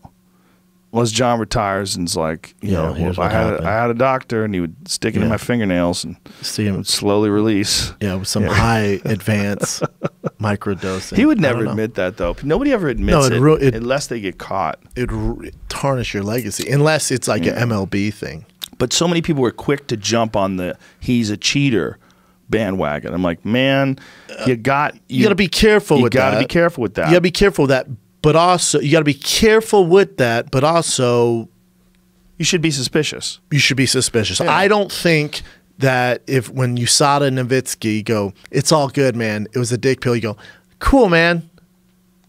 I don't think you can do that. Well, they definitely didn't do that. He lost a lot of money. I'm saying that's what the fans do. That's what the fans do. Right. You know, some people can do that. I think it's okay to go, God, it's just, I don't know, man. Like, it's too much smoke here for me. It's okay to do that. What it's not okay to do is to say he was cheating, he's busted. It's the only reason he's winning. Why winning. does he have this stuff in his system?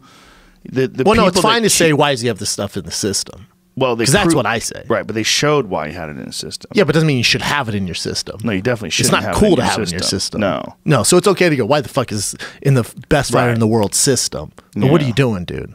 Do you think that there's some shit that's going on right now that they haven't figured out yet that's going to be revealed? Are you shitting me? Fuck yeah. You think so? The drugs and that underworld is always ahead of the testing. Always, always, always. That's what Nowitzki said at first, but now he thinks it's reached this point where the testing is so good.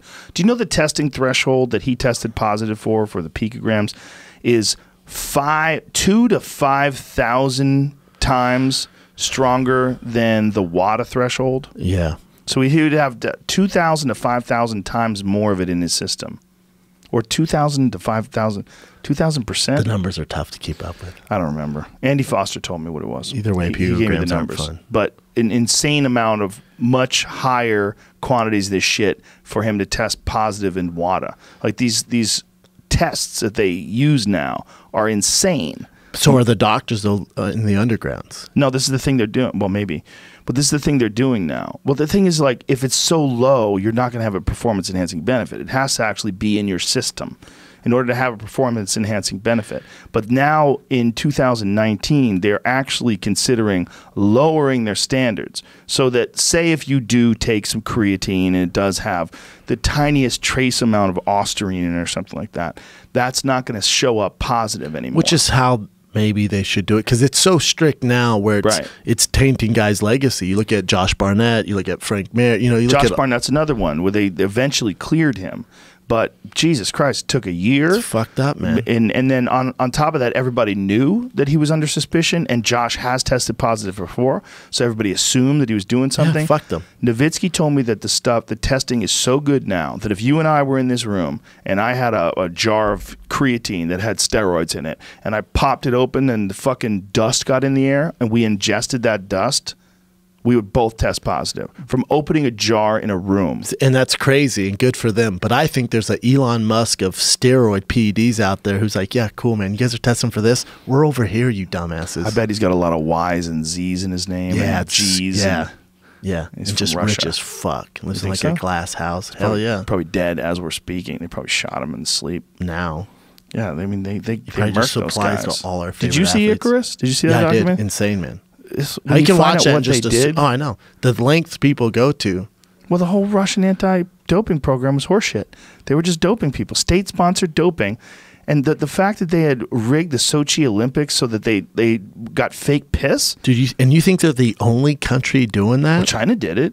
For sure, they said they did it in Beijing. China's like, they were breaking gold medals. And I think it's funny how people are like, this is ridiculous. How could Russia do it? I'm like, oh my God, everyone. Or even with John, like, I don't, let's say John did do some illegal shit that we don't know of and he got away. I don't give a fuck, dude. I really don't. I think a lot of guys are doing things. I think it's part of every professional sport.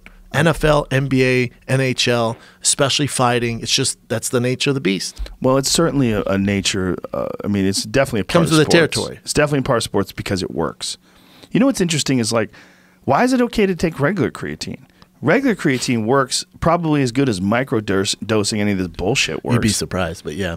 Yeah. I think there's some microdosing shit out there that the NFL guys can get their hands on, or MLB, that you're like, God damn. Well, they say that microdosing actual testosterone is more effective because microdosing actual testosterone doesn't produce any random weird metabolites. Yeah. And that's what A-Rod was doing. He had like the form of gummy bears where before he'd bat, he'd like pop this gummy bear and this like home run. And then by the time you test him out for the game, he's good. That's so crazy. And then, how much did they take away from him after that? Oh my God, man! His whole legacy was tarnished. Yeah. Were you with me in Vegas time? We were at Strip Steakhouse, and A-Rod was there, and he was like 2 smoke shows, and no one, like everyone was like, look at that fucking guy. Were you there with me? I don't know. I forget. And everyone at the table was like, fuck that guy. I'm like, why? He's awesome. Like, dude, all the steroids. I'm like, yeah, it's playing baseball. Everyone's on steroids. You hate him because of that? That's a funny thing, though, the you're a cheater thing. Like, that was the thing with Mark McGwire and Sammy Sosa. Hate to tell you, the guys pitching the balls to them, also juiced to the gills. It fucked with Sammy Sosa so much, he turned himself into a white guy. And went, fuck this noise, I'm going white. Going super white. Went ultra camouflage. Yeah. Not working because he sticks out even more now. Well, he's still doing interviews and shit. Dresses like an asshole. What is going on? No, he does interviews, but just assumes like it's all good. Yeah, he's like dressing up like the Planter Peanuts, man. Yeah, he is. And then when someone brings it up, he's like, what? What do you mean what's wrong with my skin? I just use a lotion. And people are like, well, you're white, bro. And he's like, what about it? Yeah, I like to look like this. Like, no, I know, but what the fuck are you doing? He's like, bleaching yourself. With just straight up lotion. Do you think he has spots on his back that he can't reach? No, I bet his girls. She's like, dude, we can't have these fucking spots like your goddamn Dalmatian. The back of his dude, back. How about his dick? Like a map. There's no way all his dick wrinkles aren't black. Like, you're not going to get all that. It probably looks like a root, like a branch. Jerks off with the whitening stuff? Oh, dude, you have to get all the nooks and crannies of the dick. You have to. The taint? Do you get your asshole bleached? Imagine if you have a black hole for an asshole. Or does he look like a Jersey cow? Is there just spots all over him? Something to think about, bro. It's just, oh wow, look how white he is. He doesn't look bad there, but it looks like he's wearing makeup. Doesn't look good. He looks like a goddamn Dick Tracy character. It looks weird because you know what? Like the inside of his eyelids, like that's dark. You know what I'm saying? Because you can't really get the whitening cream. Dude, he looks like a goddamn vampire. You can't get the whitening cream to your... Well, if he was a regular guy and that's what he looked like, that'd be normal. I mean, that's like Joey Diaz's skin color. But it's like you get to his eyeliner, go to his eyeballs, make that larger. Like, look, around his eye is dark. And his earlobes. Oh, that's weird. The earlobes are freaking me out now. Yeah. And the inside of his nostrils. Oh yeah, you can't look in there. It's darkness. It's a nightmare. Well, very strange, but he digs it. I guess he likes it. Dude, he's happy. How hard were we howling at Joey Diaz's story the other night at the Comedy Store? Oh my God! I'm telling you, he fucked up my rib. That's what he used to look like. Jesus oh my God! Christ. He was a black guy. Oh yeah, black Cuban. Dude, he held court last night too. Same spot in the kitchen. Missed it. Fuck. Oh my God. Dude, he told this story about him taking a shit. He sent me a picture of his shit. Me too. The next morning, woke up, he sent us pictures of his shit. He goes, this is check out voodoo stick. He's talking about how he's eating. This isn't a bit, right? He's eating sauerkraut and farting on the plane. And Lauryn Hill was like, "What the fuck, man, dude?" Yeah, it was Lauryn Hill. I was sweating, we were and I'm telling you, the next morning I woke up, I'm like, "Did I get punched in the ribs?" I'm like, "Oh no, fucking!" I text her, I'm like, "Dude, your story fucked my ribs up last night." Yeah, I had to run away. I was about to go on stage. I had to run away from him because I wouldn't have been able to think about my material. I would have been able to think about what he was talking about. I was laughing so hard. He's the GOAT. All right, I gotta wrap this up. Oh my bad. You got the fucking. You got the FBI guy. CIA. A Yeah. little different than me, huh? Maybe talk to him about fucking Picos. See what he says about him. I'm all about Picos right now. I don't know why. I can't. It's just in my head. Well, it's a fun thing to run with. Novitzy's like, Jesus Christ, shut the fuck up. Saturday night, San Diego. You'd be surprised. I know, Brendan man. motherfucking Schaub. Comedy Showtime special. That's right. I'm running my 1 hour at Flappers in Burbank the night before on Friday. Then you've been banging it out, man. You've been hitting the road hard, Edmonton, everywhere. You've been touring, grinding, brother. Punching it in. Yes, sir. I'm proud of you. I'm Thanks, excited. brother. I can't wait. Saturday night. We'll see you. Bye, everybody.